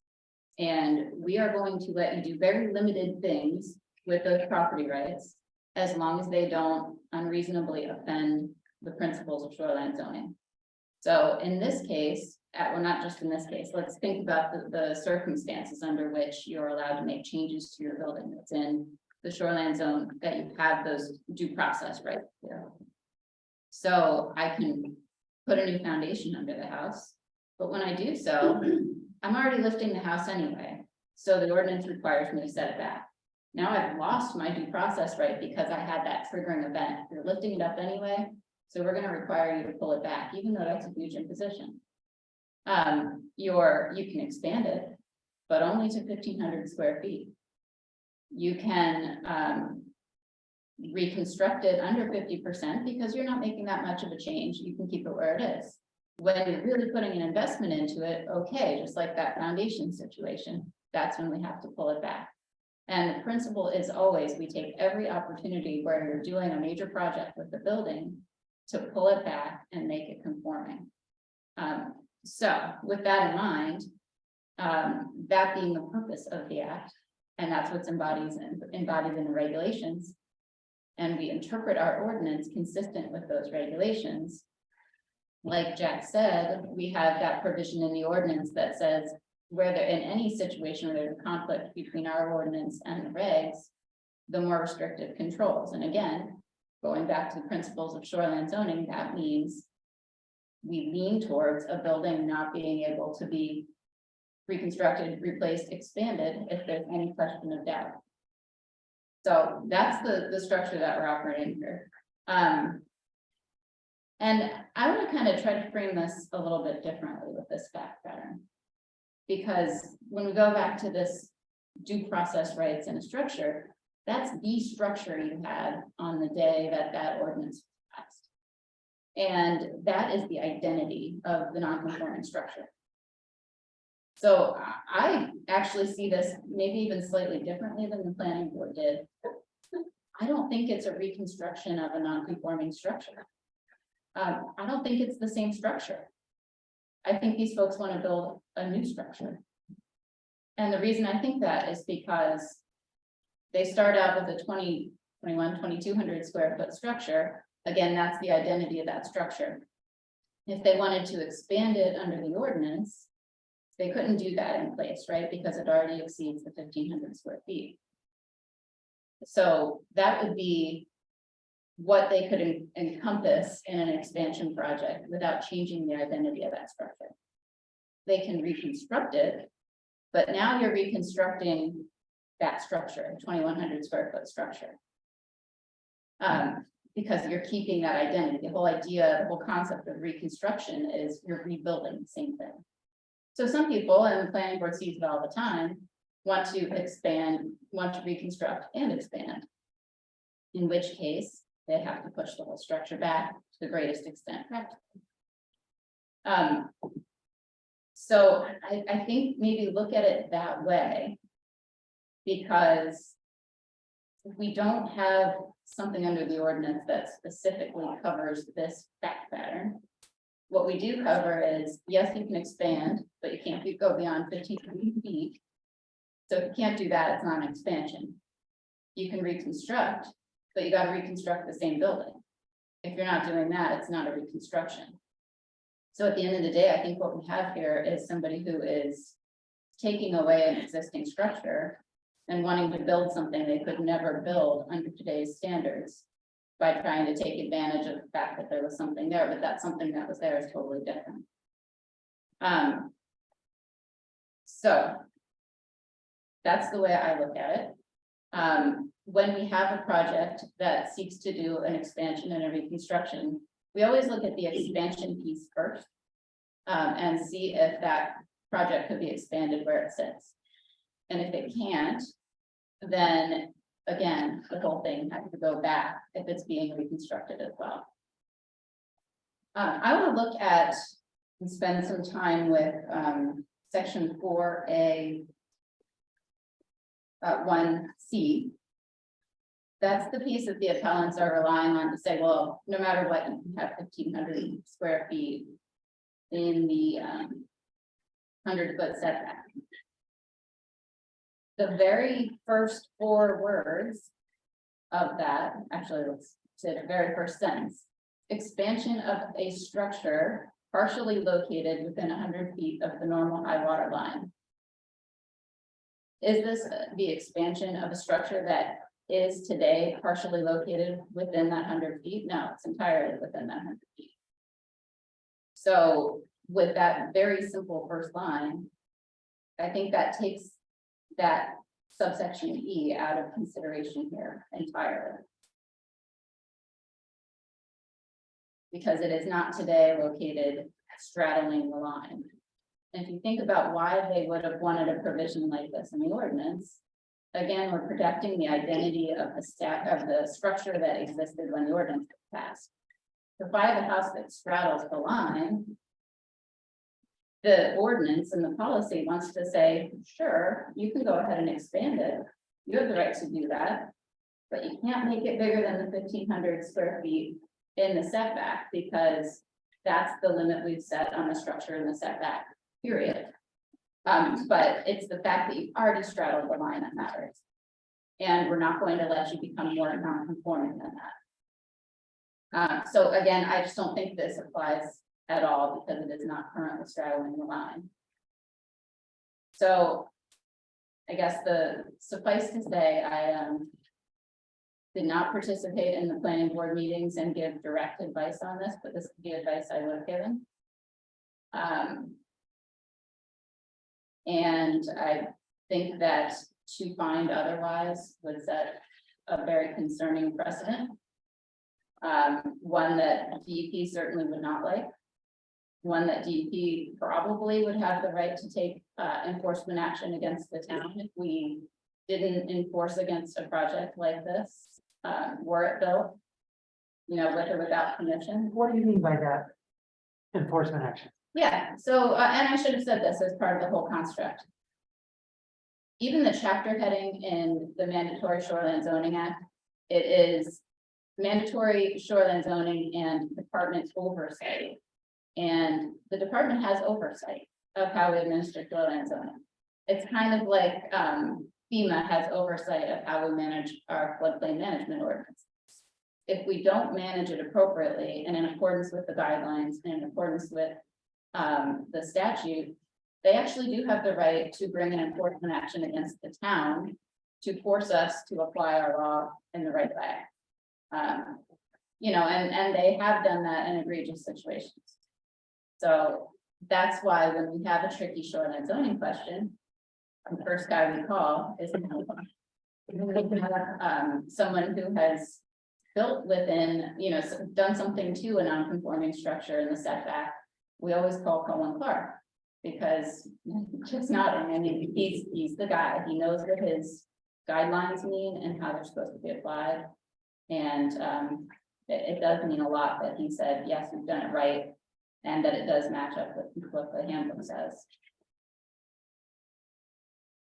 What are the consequences to the town for not enforcing the shoreland zone? I think the most one would see is that the department would bring, well, they would, counsel and try to get the right decision. But if things have already, if the horse has gone out of the barn, I think they could go to court and force a different decision or application, because let's say they could be an opponent in this case. And try to get what they think incorrect legal analysis flipped by the court to go in accordance with what they think the regulations mean. And this would be on the construction of the building in question. Correct. So the applicant could be in the middle of their construction process and have their construction halted based on the DEP. I think so. Thank you. DEP wouldn't bring the enforcement action itself. I think what it would do is, Force the town. sort of what you call a mandamus action, where you force the town to apply the laws. I think it should. And I'm not trying to use scare tactics to say that, you can't go this way because the DEP is going to come down on the town. I don't know that's the case, but this is why we care about what DEP cares, right? Thank you. And I'm just asking to clarify what form those consequences would take. So I'm not trying to be the Yeah. politician. I'm not sure, I'm lifting this information from material provided by the appellant, on the 14th of November, just last month. And on the second last page 4 of the appendix, she talks about, 4 precedents. She used the word precedent, and I just have a question about, if I'm introducing new evidence, I'll be quiet. I don't think I am. All right. So we've got Tree Smart, Bear, and Baker. I'm familiar with at least 2, personally familiar with at least 2 out of these 4. They seem to have a situation that violates this, the intent and spirit of what's laid out here that Jack showed us. And I'm just curious as to how the precedent of these 4 cases may or may not have been thinking the planning board. It's certainly something that we've heard from the appellants in the past, as something that it was irksome, almost more than so I'd just like to hear the thinking around those 4 cases. Sure. Number one, precedent does not matter. A board, let's say these were all done improperly. I can't say that they were. Let's say they were all done improperly. Are we supposed to continue to do it improperly and against what the DEP rules require just because we did it improperly in the past? No. Precedent matters to courts. It doesn't matter to planning boards. It doesn't matter to boards of appeals when it comes to planning board decision upon planning board decision. Now, one of the bases for an appeal can be that the board acted in an arbitrary manner. But arbitrary is not only different than you might have done in the past, but also different than what the ordinance allows. To the point where there's no rational explanation. So you've got a planning board that has, on multiple occasions now, consistently with this application. From the get-go, interpreted the ordinance the right way, no evidence of discrimination. Or anything like that. But then you look at these 4 cases, we don't know what the facts were here. I'm not sure the planning board could even stand up here and say what the facts were in each one. But in each of these cases, there would have been a greatest practical extent analysis as part of it. And we don't know how much they extended into the setback. We don't know what the practical considerations on the ground were. And like I said, even if it was done wrong, this would be the time to get it right. Any other questions? Well, Ms. Coates, following up on that one, I think the word precedent means something different for non-lawyers, maybe as opposed to lawyers. If hypothetically, the planning board in the past granted certain permits or site review approval And if no one appealed those other cases, am I correct about that? I don't know these particular cases. A butters would have had standing to appeal, though, right? I did not file a brief in court, I can tell you that. But if someone had appealed them, those grants, and if a court had found that the planning board erred, then there would be some precedents that might apply to a future case, right? Yes, But in this case, we're not aware that that happened, correct. so we don't know. We don't know if there was inconsistent application of the ordinance, we just don't. Yeah, and we would have to relitigate every single one of these in order to understand what the facts were and how they compare. Any other questions? Any other argument? Mr. Chair, would 5 minutes rebuttal be permissible on behalf of the applicant? Oh, yeah, at the end, sure. Anything else? I don't think so. I just wanted to touch on this point that was brought up about a violation of the Freedom of Access Act. I don't know how seriously anyone is taking that allegation, but we are allowed to discuss between the planning board's leadership and the town attorney procedural matters, which is what we discussed in terms of how to best organize this decision so that it would be reviewable by the board. We did not discuss the content per se. And that decision, the draft, was brought back to the Board of Appeals to review, to the planning board, who reviewed every line of it and could have made changes. And they did that. I think the allegation was made that they didn't have a hearing. They had a meeting, and all of the board members were able to review those findings, make changes and modifications, and ultimately did approve them all. So I don't see any violation of Freedom of Access Act there. Ms. Collins, even if we thought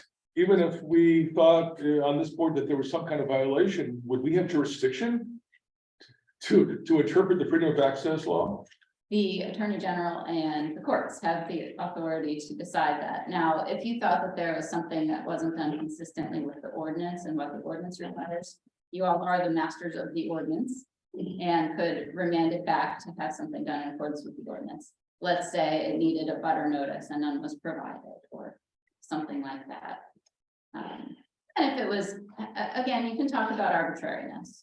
And so if there was some huge aberration in the process where it looked like the whole planning board had been meeting by email to come up with this decision and then someone signed off on it in a back room, I think that might be enough of an aberration to make the decision, arbitrary. But I don't think that's the allegation here is not rising to that level. Any other questions, board members? All right, thank you. Yeah. Before we get rebuttal from the petitioner, anybody else like to present legal argument? In the room? No? Anybody on Zoom want to present argument?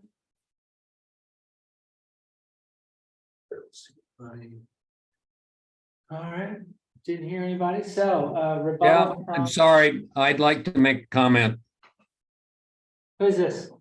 My name is Keith Meyer, Go ahead, Keith Meyer. and I live we have a place at 14 Prosperity Lane. We've had it since 2005. We spend a lot of time there. And I have a couple of observations. Number one, it's crazy that the greatest extent practical has been the sole focus of what's been going on. Your attorney just said that's irrelevant, essentially. And I find that offensive, to be honest, in the sense that what is going on with all of these kinds of issues that you can't ever get to that issue.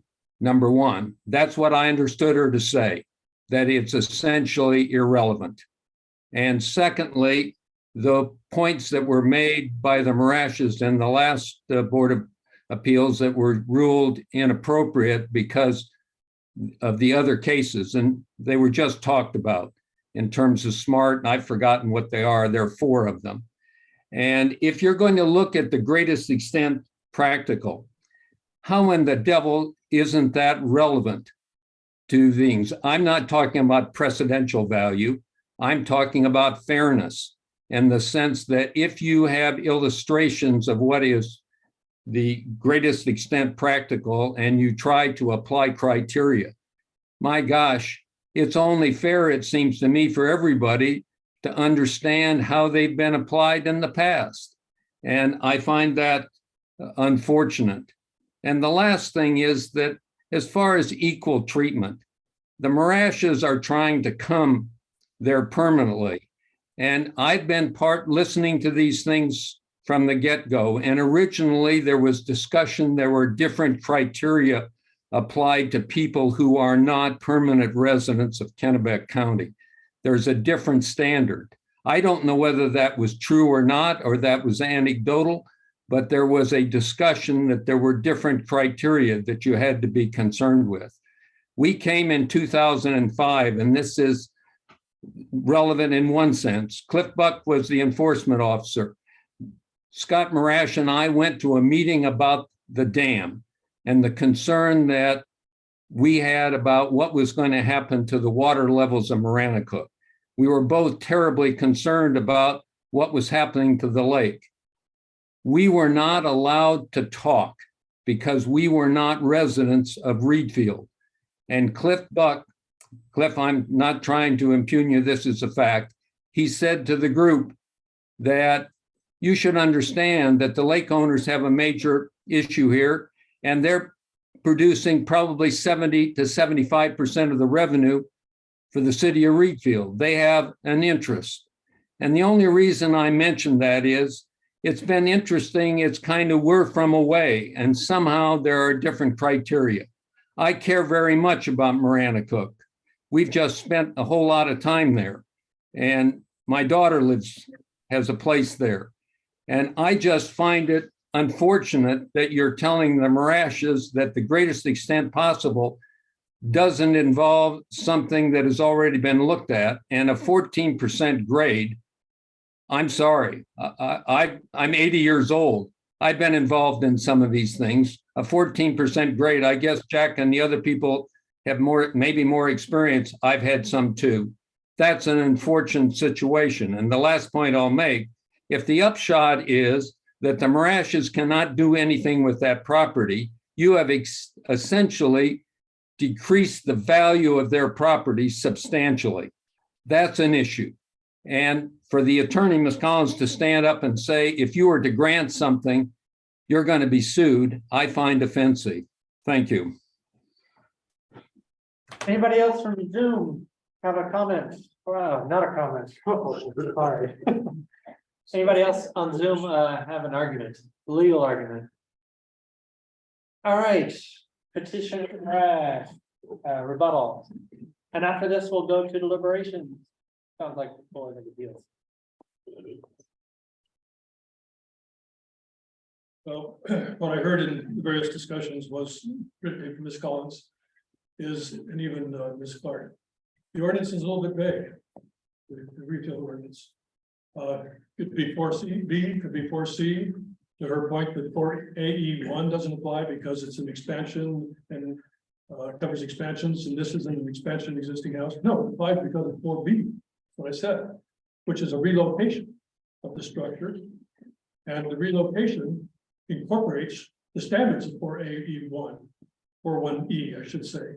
And that's where it says that you can go up to, not you're entitled to, you can go up to 1,500 square feet if you are unable to meet the 100-foot setback to the greatest practical extent.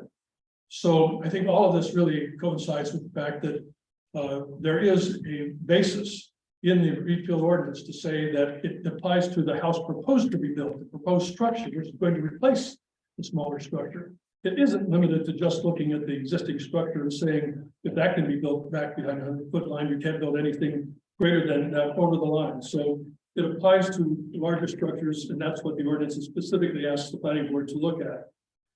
Mr. Comart said if it conflicts with another statute, the more restrictive one applies. My point is the guidelines don't apply unless they're adopted by the town. They have to put it in an ordinance. They're not self-enforcing. You can't tell people that the ordinance says one thing, but oh, by the way, when you do your plans and spend your thousands of dollars and spend 2 years developing them, there's this other thing we forgot to reference in the ordinance, and it's more strict, and we're gonna apply that to you. That's denial of due process. And then we talked about precedents, and I completely agree, we're not talking about legal precedents. I think Mr. Meyer was correct. We're talking about residents looking at how the planning board enforces or applies the ordinance. They look around, and Mr. Rath on his own found 4, where if you wanted to hear him tonight, he's happy to talk about it. 4 cases where clearly there was room behind the 100-foot setback line, and these people were allowed to build within it. And that's for the 2021 ordinance. Mr. Comart is wrong. It didn't say anything about the original structure being built, not being able to be built back to the 100-foot line. It said if you want to build a new structure and move it back, it could go up to 90 feet as long as you don't increase the conformity and decrease the conformity, the non-conformity. So I think we're back to the point that I tried to make at the beginning. It's the 2019 ordinance as written should be applied, and it clearly allows them to apply for, it doesn't entitle them, apply for the larger house they want to build. It's not a matter of convenience, it is a matter of safety. I've also had cases involving breaking on grades and so on and so forth, and if you have an intersection of a driveway and a road, and put that letter in, I don't know if it's being considered part of the appeal. We asked to put it in before the board, and they didn't tell us one way or the other. But the road contractor agreed, and many town ordinances do say, you can't put an intersection of a driveway on a road with a grade greater than 10%. Maine doesn't have that for statute or ordinance, but many do. And the reason they do is it is a safety hazard because you lose traction in turning, and cars can slide out. And if they slide out on that hill, they're going to go a ways and they're going to potentially roll over. It goes from 8% actually all the way to 17%. So you've got to look at greatest practical extent in terms of the conditions of a particular property and see what that entitles them to under that standard. As to Mr. Colin Clark, he didn't return my calls. He talked to them, but I called him and he wouldn't return my call. So I was going to ask him, did you apply the 2019 ordinance, or were you talking about the guidelines if they had been enacted by the town of Reedfield? I didn't get to ask him that, but I'm sure he was applauding them for if the guidelines had been adopted, this is the way guidelines would work. I agree. That means that section 12C4 would have had that provision that they're relying on. It says if the existing structure could be built behind the 100-foot line, no other structure can go in front of it. He wasn't talking about the 2019 ordinance or trying to apply it. The materials that Mr. Comart cited, if you look at the 3rd page of those, as I recall it, I didn't know if that was before the board or not because it wasn't 30 of us. It actually shows the new structure up to the 75-foot line. Look at it, it doesn't go to the 100-foot line, it goes to the 75-foot line. So lastly, with regard to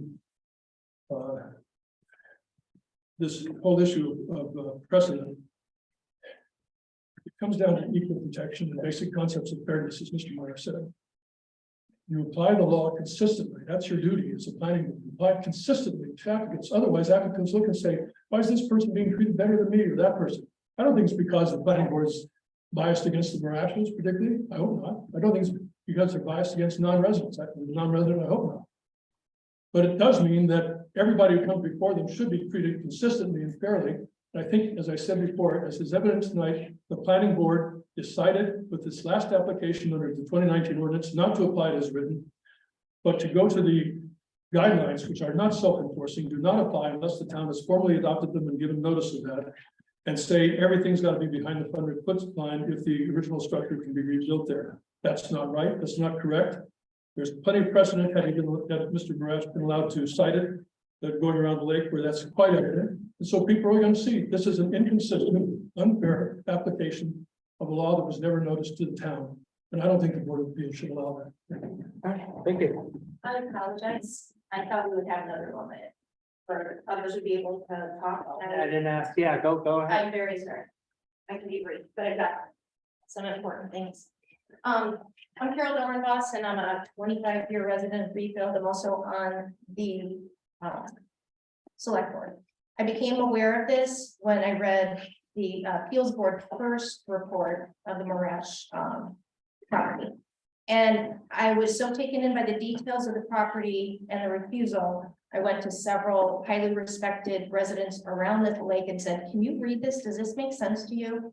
And they were as aghast as I was that this went as far as it did.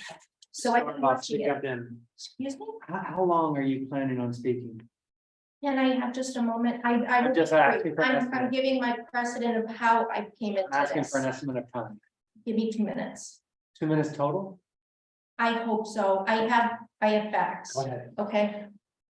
So the Marashes have been in front of the planning board since May of 2020. They have been in front of the planning board 8 or 9 times, they've lost count. They have come to the city of Reedfield at least 8 times, taking time away from work, traveling to Reedfield to meet with the planning board. They've been 3 times now in front of the appeals board. They want to retire here. Their house existing does not have a garage. If you're gonna ride into the golden ages and you're gonna be in Maine and you're gonna be elderly, you need a garage.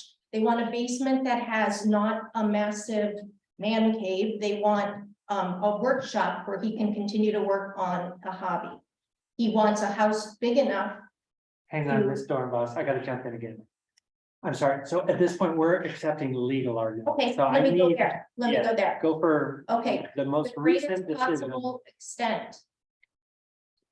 There was an inaccurate portrayal of Mr. Morash at the last appeals board, saying that he was not willing to change his plan. I beg to differ. The planning board asked him to consider moving his garage to the top of the slope, away from his house, so that he wouldn't be approaching it on a slant, which is unsafe. That's rather absurd if you're gonna be elderly and trying to walk down the slope. When Chip and Eric, the town manager, went on a town visit, they didn't even drive down that slope. They were afraid of getting stuck. It's that steep. Secondly, they suggested moving the road. So we're going to remove an existing road, move huge boulders, cut down more trees, welcome erosion.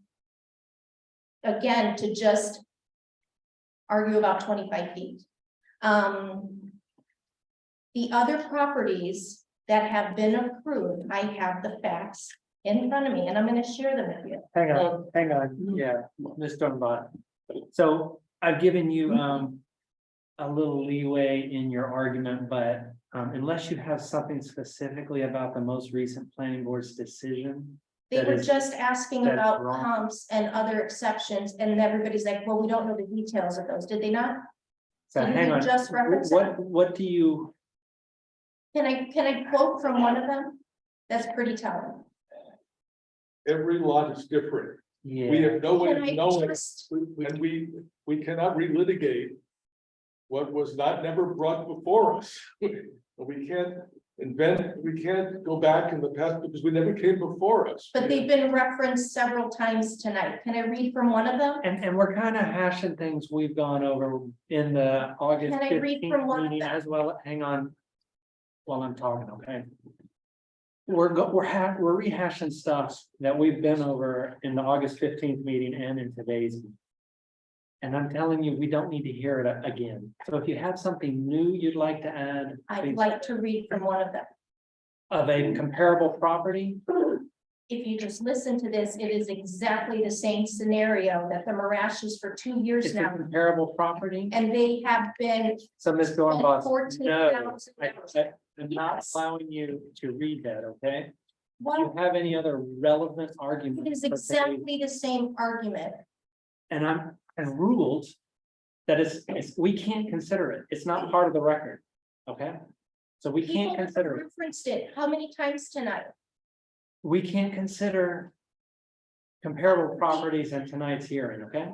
You don't want to hear all the facts that might lead to a decision on a property in our town, our nice, sweet little town that's turned into, I don't know. Absolutely not. Tonight, we cannot hear about. It talks about cutting. We're looking for a legal It argument. talks about an unsafe approach to a garage. It's the exact same scenario, granted September 23, Hang on, hang on, hang on. 2020, Can you hang on just in a second? 2 meetings. Ms. Dornbos, Yes. so just hang on for a second. Board of Appeals members, we're at 7:49.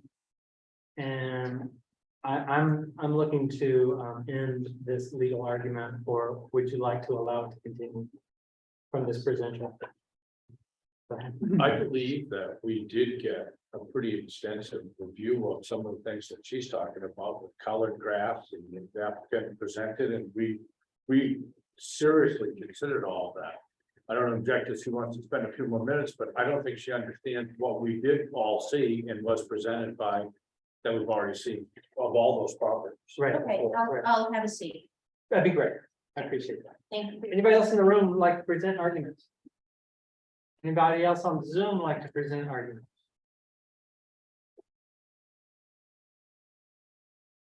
Applicant, you have a chance for rebuttal since somebody else presented argument after your rebuttal. I don't think I responded to that, other than the first I can't present that. Okay, And I will say that there would have been more on the record of that.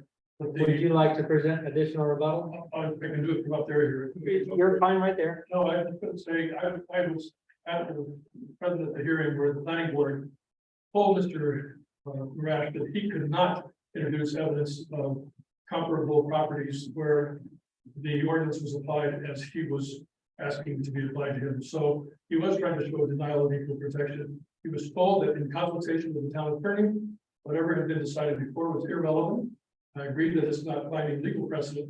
As I said before, it's evidence that goes to whether the town is acting consistently regarding consistent legal protection. That's all I'll say. Any additional rebuttal? I think so. Okay, great. So, Board of Appeals members, anybody want to move to go into deliberation? We'll deliberate. Second. All in favor? Anybody opposed?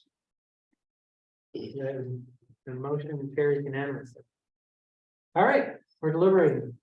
Mr. Chair, before you do, I just wanted to say, I'm here and kind of constrained in what I can contribute from this point on.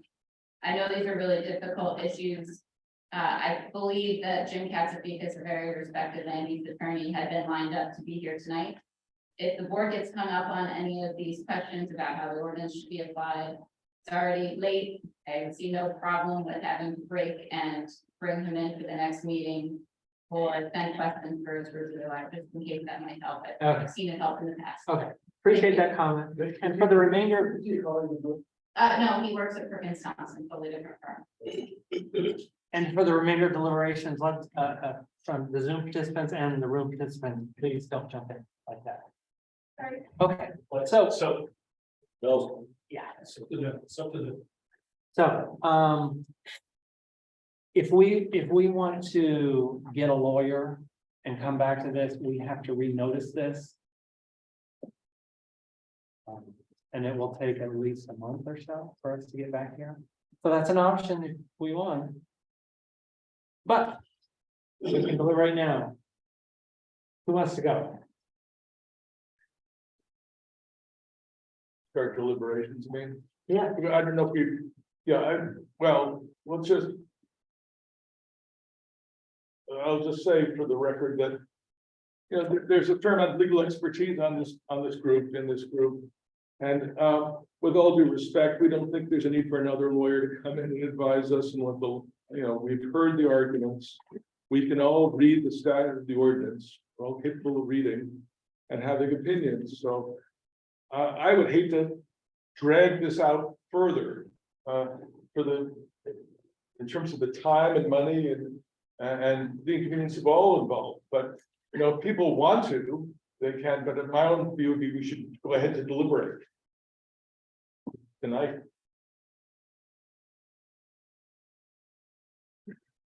So, at the meeting on August 15th, we had an interesting give and take and back and forth within our appeals board, and we had a motion, and we moved away from that, and then we eventually had a second motion, we ended up agreeing, not unanimous vote, but a majority vote, that we remand the issue back to the planning board.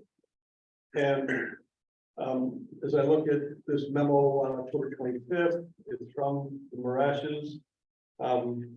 Henry Whittemore moved, we remand the issue back to the planning board for additional fact finding, slope vegetation, etc.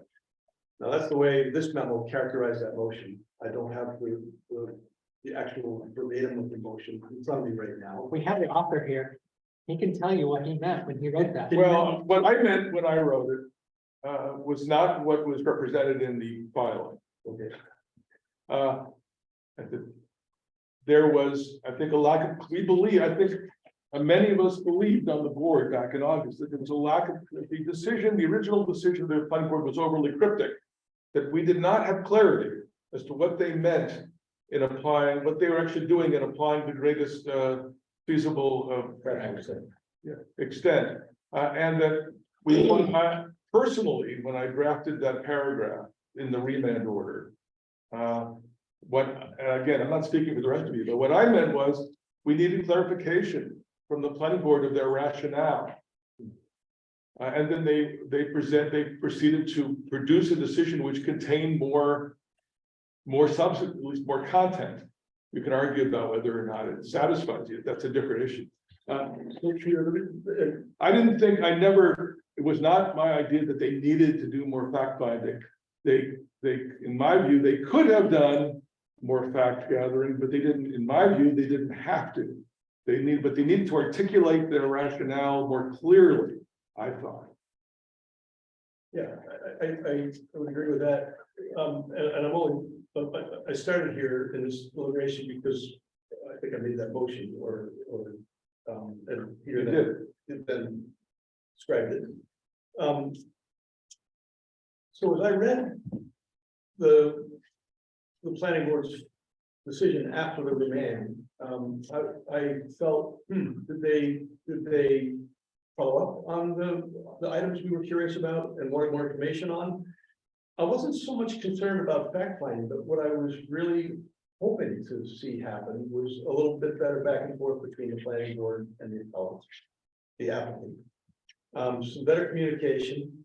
I'm not sure what occurred between August 15th and today, between the planning board and the appellant, or in their case, the applicant. But I was hoping that perhaps the process within the planning, I don't want to name the planning board because I have respect for them and how they handle this whole thing.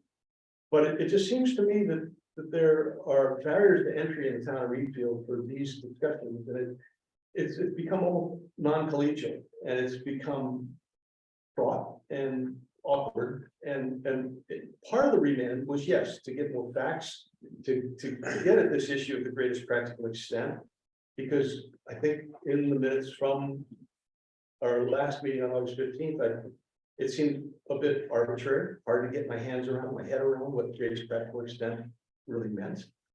But it just didn't seem like the parties were talking to each other. They weren't communicating. And that's not really when we remanded that we can't really force. So I'm on the record now as saying, Yeah. whether it's germane or not, I don't know.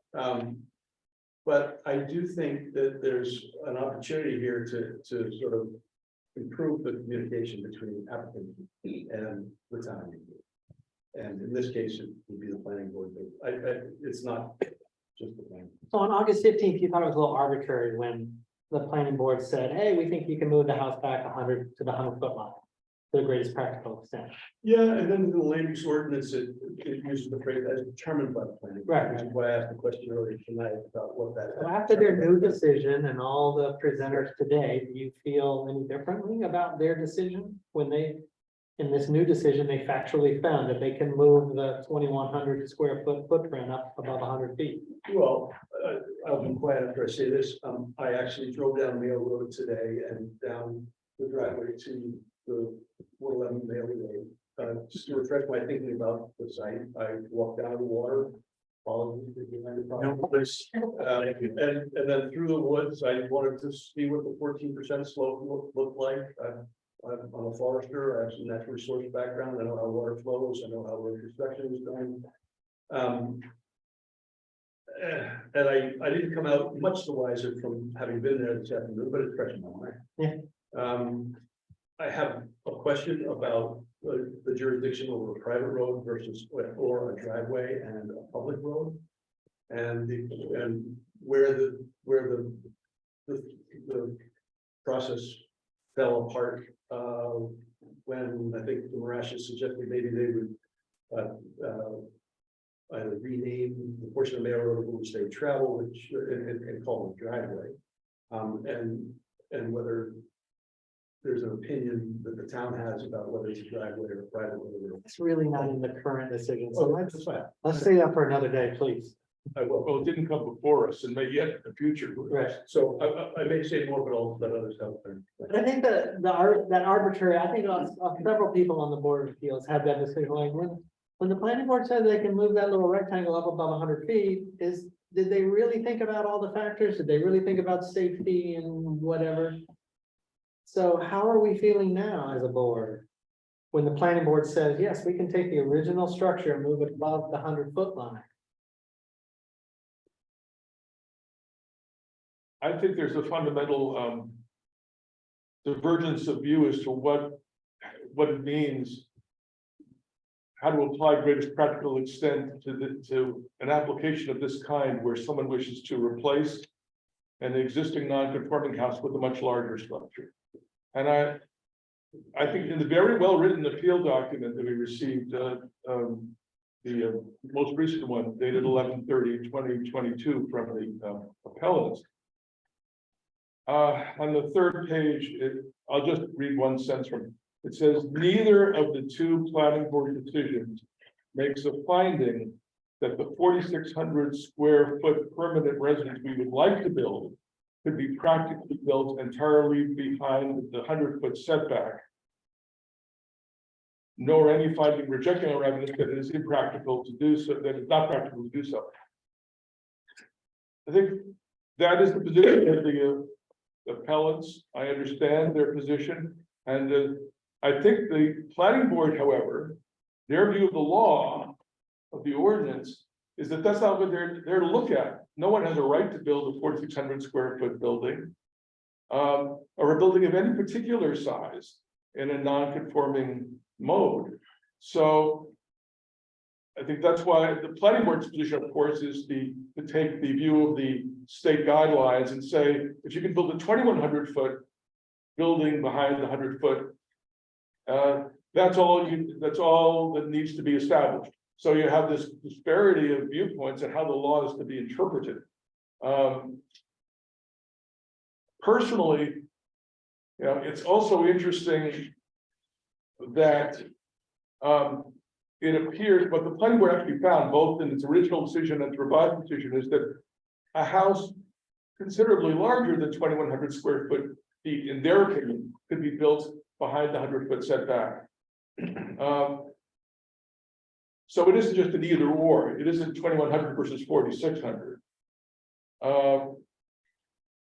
And that's where the communication, if there's a problem of communication here, I sense it there. As to, was there some, but this is beyond our jurisdiction.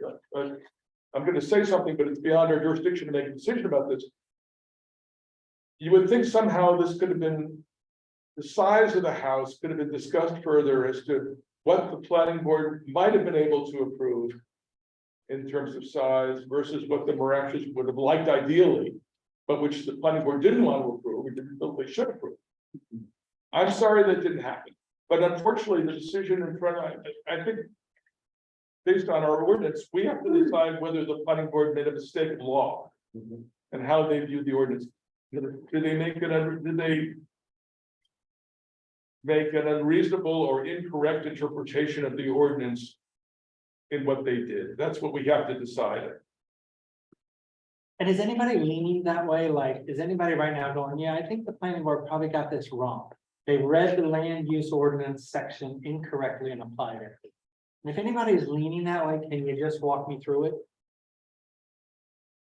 And it doesn't have to be like fancy, I don't know, whatever, but can you just, if you're leaning that way? Or does anybody think the planning board made an error?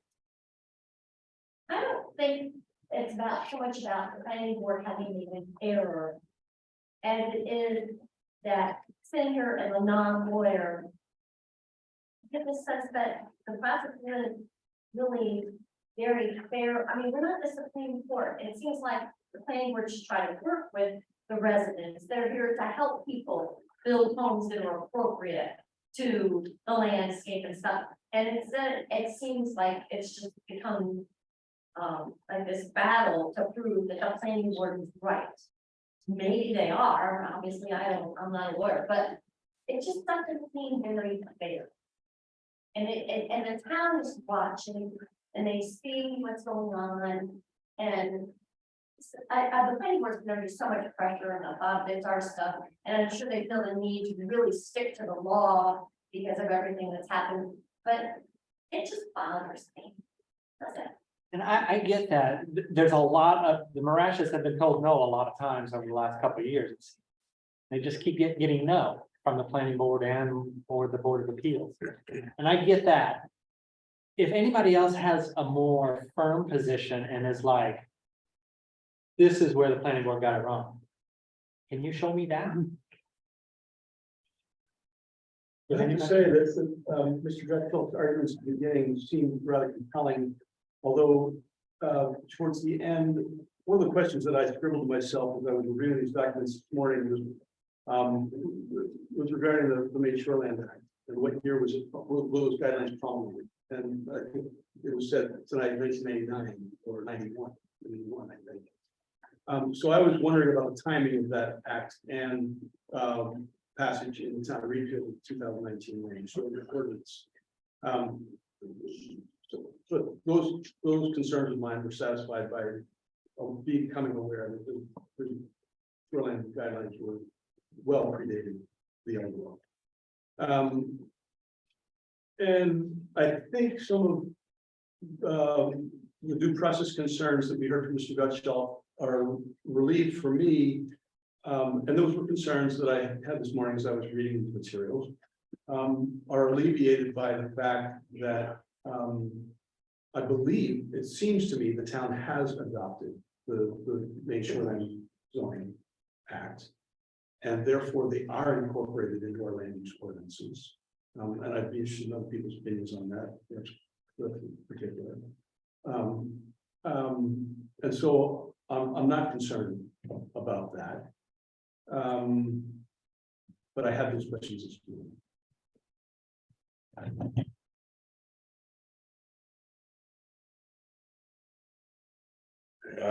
Seems to be that what we're really talking about in this case is concept of grandfathering.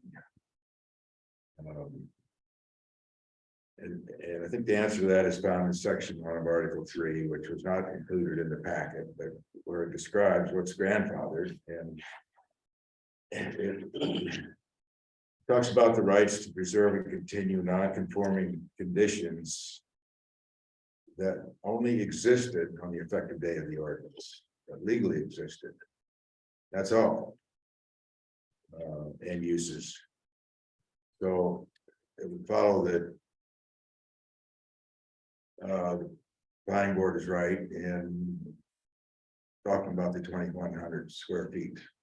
That's really all that's grandfathered, period. As a single family dwelling or a seasonal dwelling.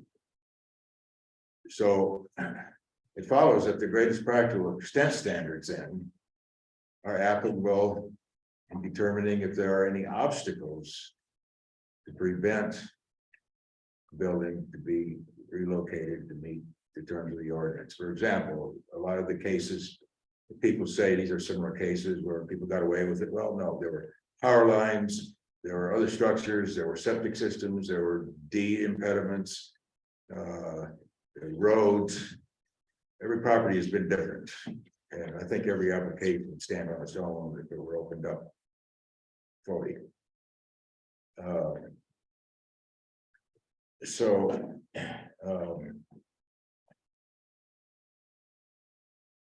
don't think we can read one along with the other, where you have to look at what's grandfathered and what's possible.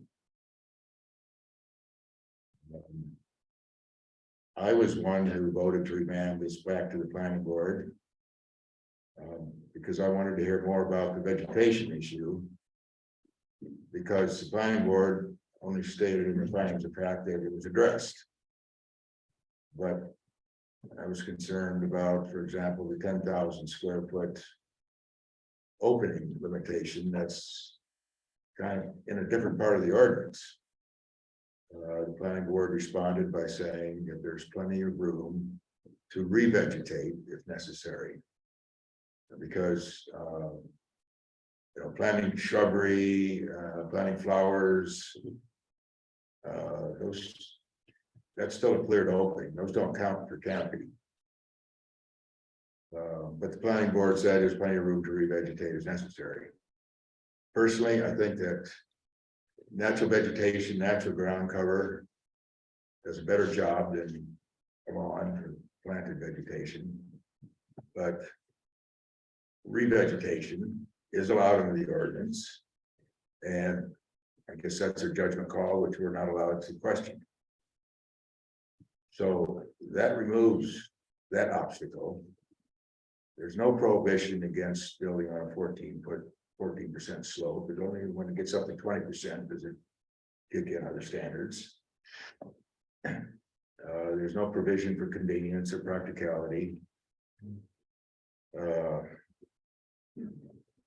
It has soil suitable for waste disposal, and just can't seem to find a reason that an obstacle that precludes moving it back.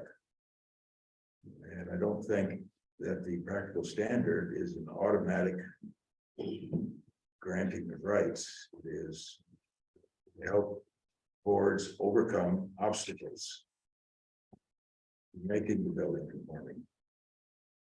And again, it all gets back to grandfathering, which is the basic concept of land use planning. But only what's there is grandfathered.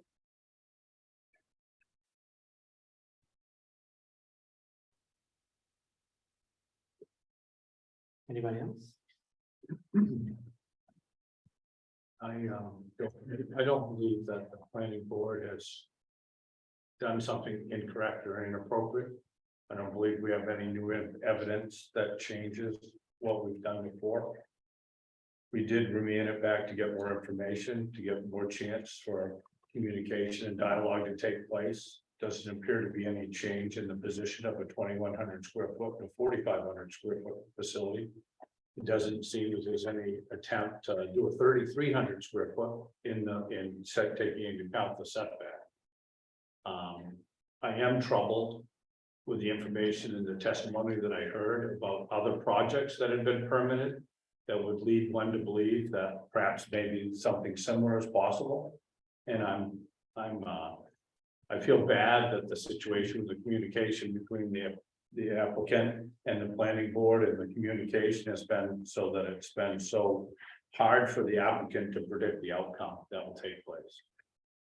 I don't believe that the planning board has not done something correctly in this manner, and that the facility can be relocated behind the 100 foot.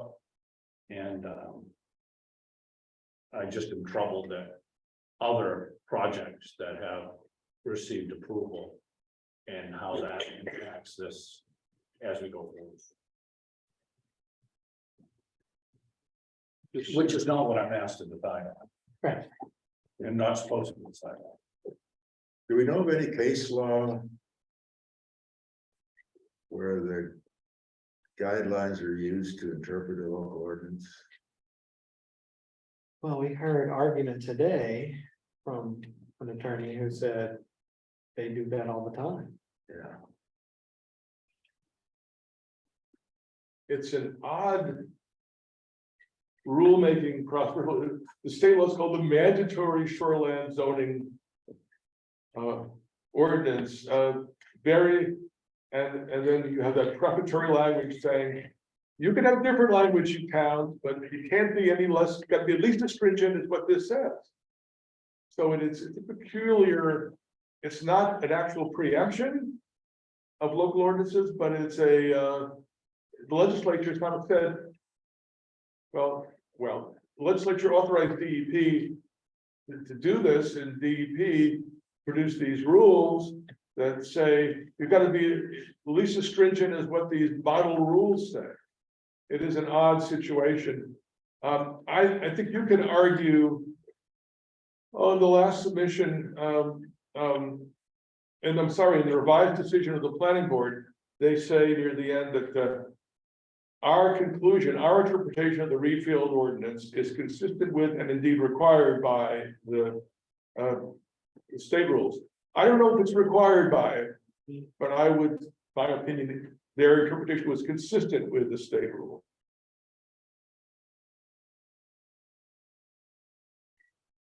If I may share. Yeah. My perspective on this is a little different because I've worked for local government for over 10 years now. And I've come at this conversation from different places, and I just really, I have a lot of sympathy for everyone involved in this conversation, because I think everyone's doing the best that they know how with what we've got. So I'll just start by saying that. In my review of the documents for this proceedings, I see reference going back as far as the April 27th, 2021 Reedfield Planning Board meetings to the shoreland zoning setbacks. So I find the argument that this conversation came out of nowhere for the applicant to be just not supported by the documentation. And there may be conversations earlier than this. It's just, I heard someone say that the applicant has been coming to the planning board since 2020. So it's been a long time, but it's been a long time since the shoreline zoning conversation was started. I was really interested in understanding the definition and application of greatest practical extent from the planning board's perspective, but also from the perspective of whether we judge whether the planning board made the right decision there. And I make a distinction between greatest practical extent and what is frequently referred to as a hardship variance. I don't think that the greatest practical extent should be treated like a hardship variance.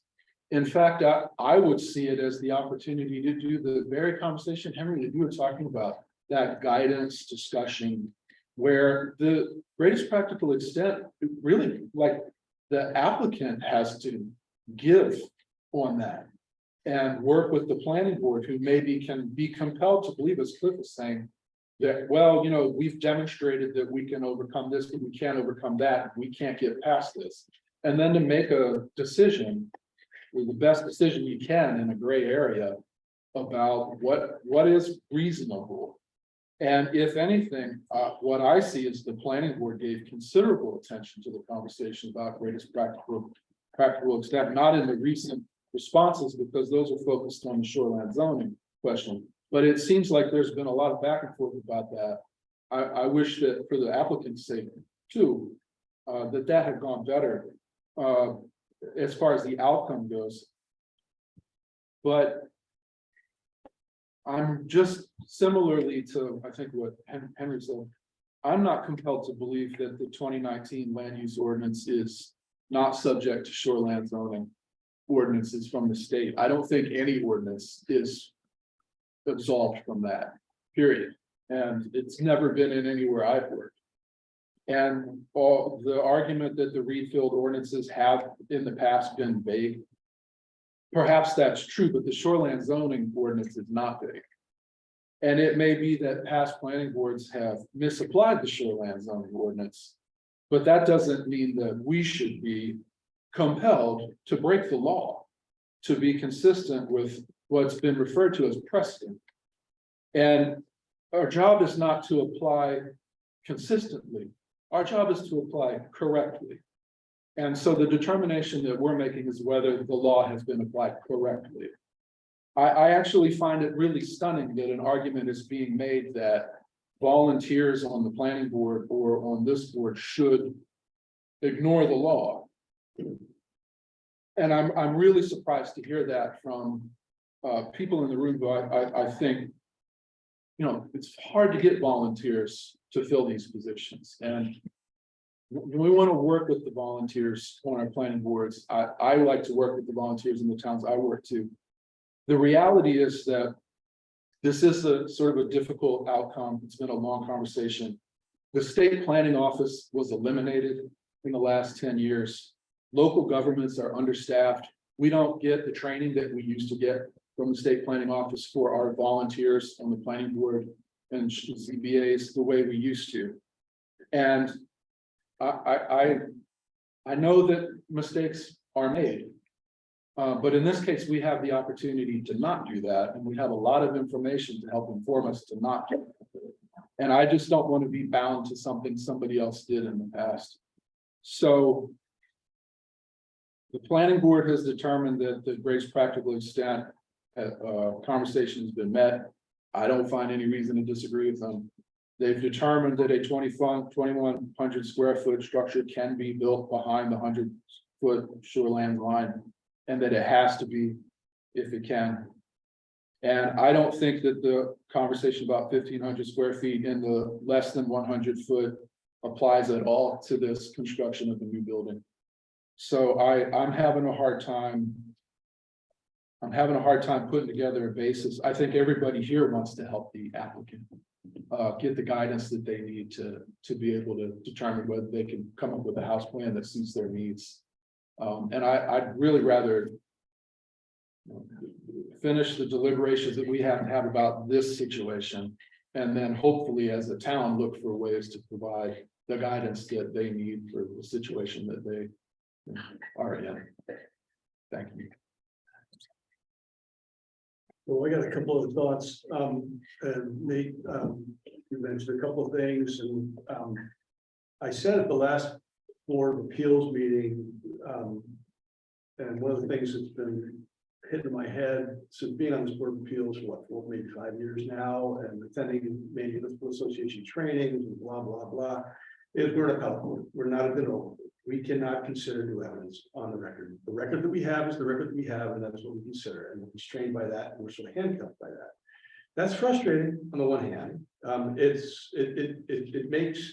robs us of any teeth. I mean, I feel like I'm sort of gumming all these documents and not really getting a bite out of them. And that is frustrating.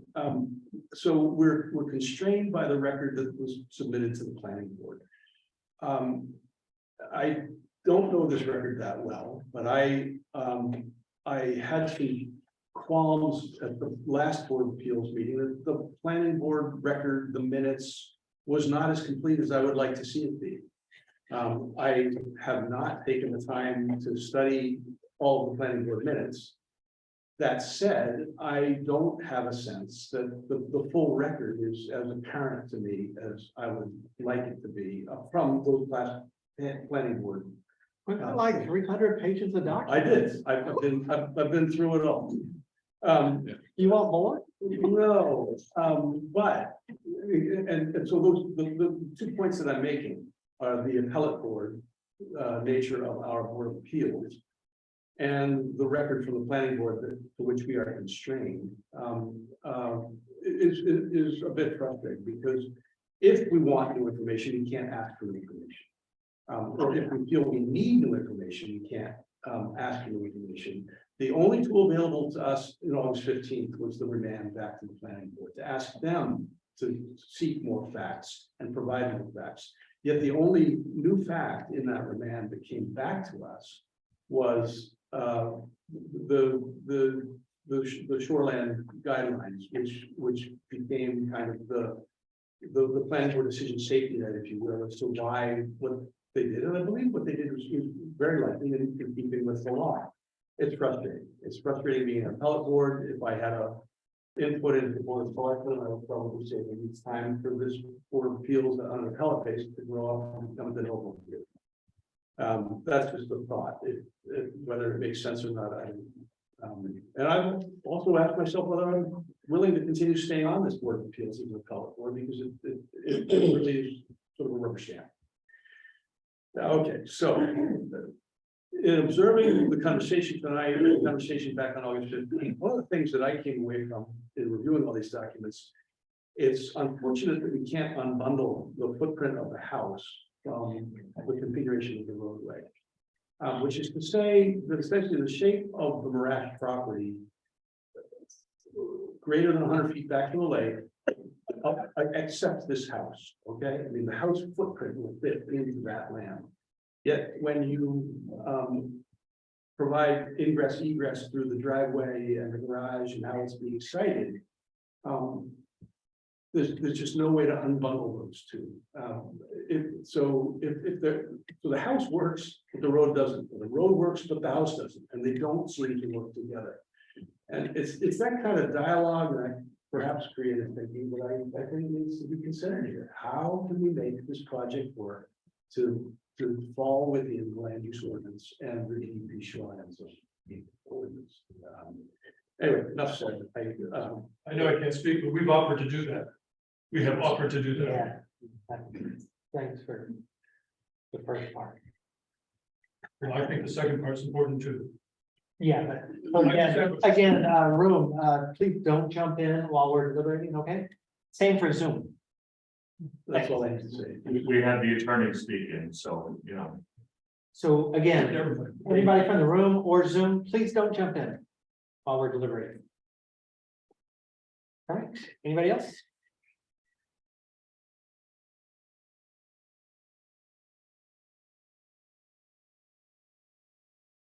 All right.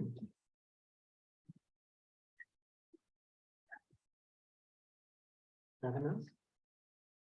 Anybody want to end deliberations and move to that? I Wanna will go for- end deliberation.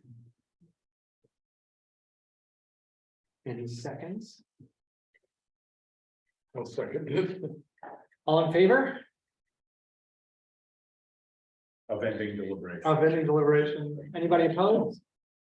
No, the motion carries unanimously. Anybody have a final motion?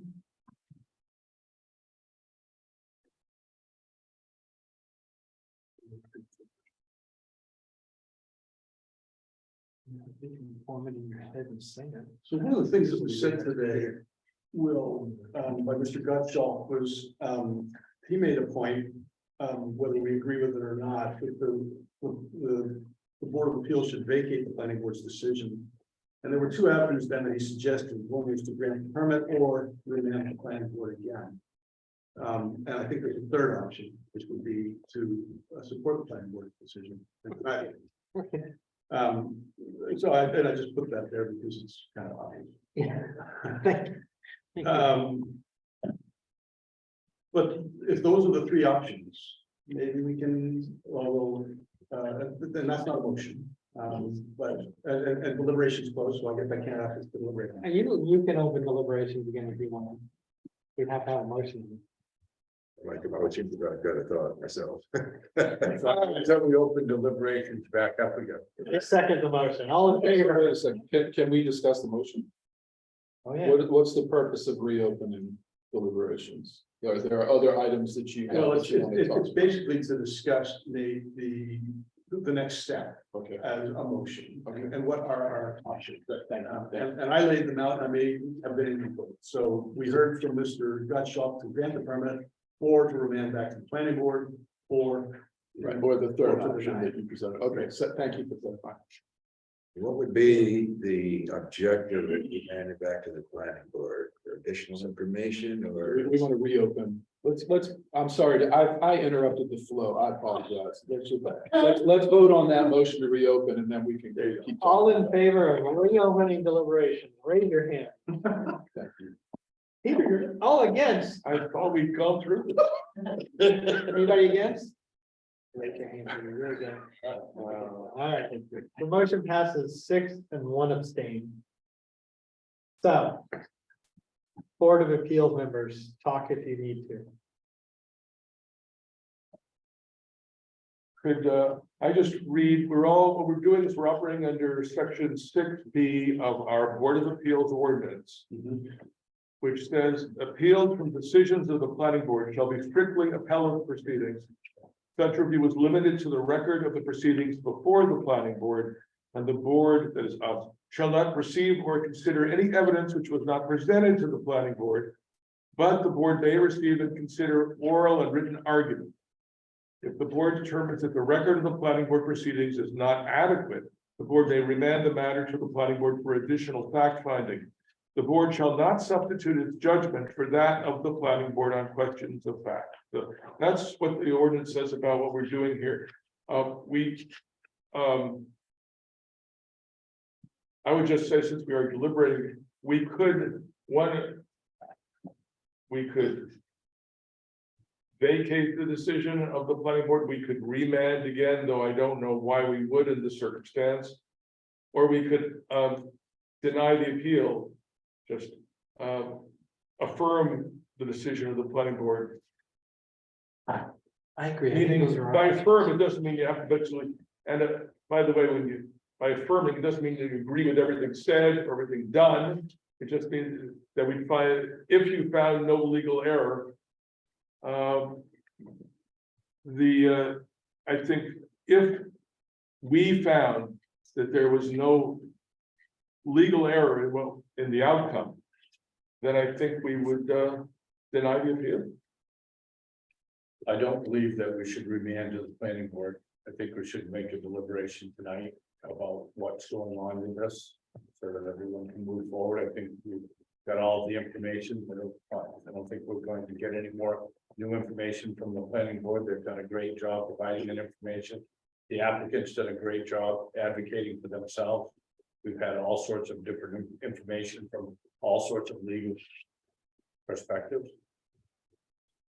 I agree. I think we should make a decision tonight. If we grant the permit, he can start building soon. If we deny it, he can go right back to the planning board.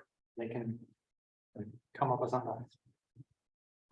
I think it's important to note, this is probably the end of the conversation about this proposal, but it is not the end of the applicant's opportunities to present other, or for the town to provide guidance, or for this process to have informed the applicant's next application.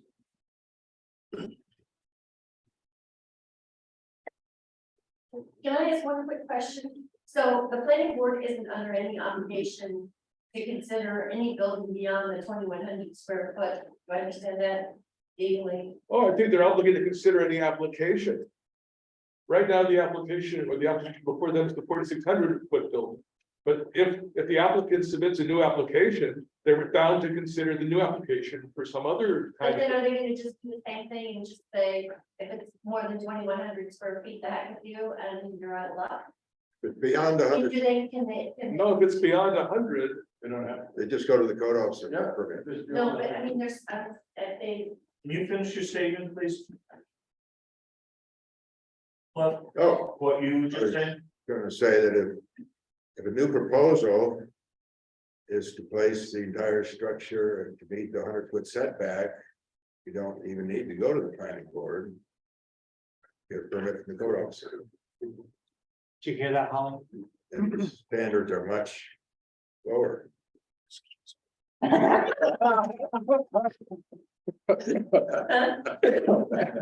But I think you're right. You're right, Holly. I think if the applicant goes back to the planning board.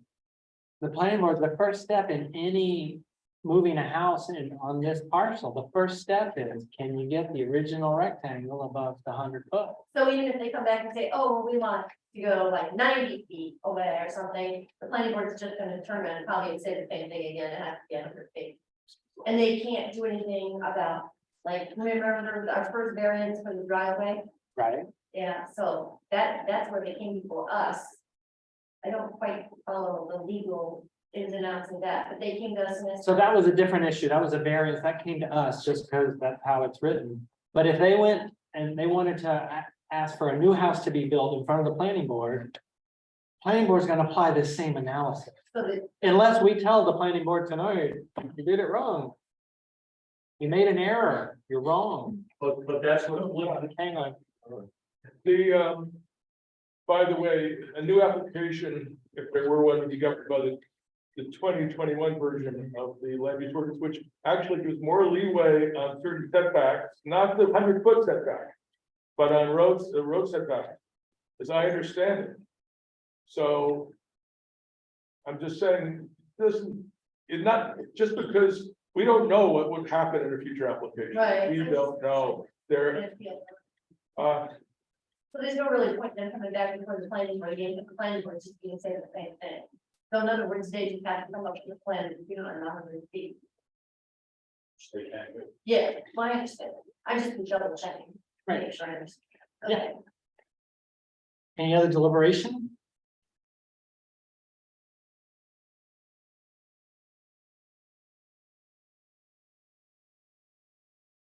I move that we end deliberation. Second.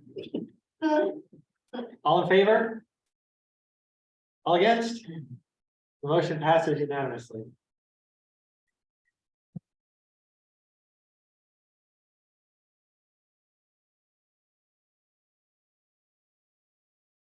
So I move that we deny the applicant's appeal of the planning board's decision.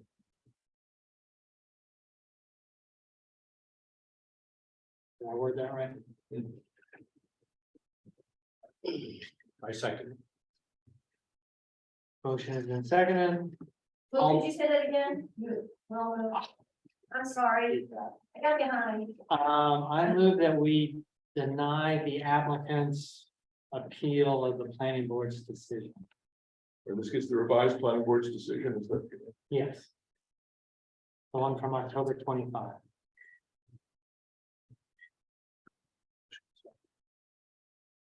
There was a motion and a second. Oh, Will so, and John. all in favor of the motion? But who seconded? John, John, did? Okay. Holly? I'm going to abstain Okay, as a small statement of disapproval. okay. And any not in favor?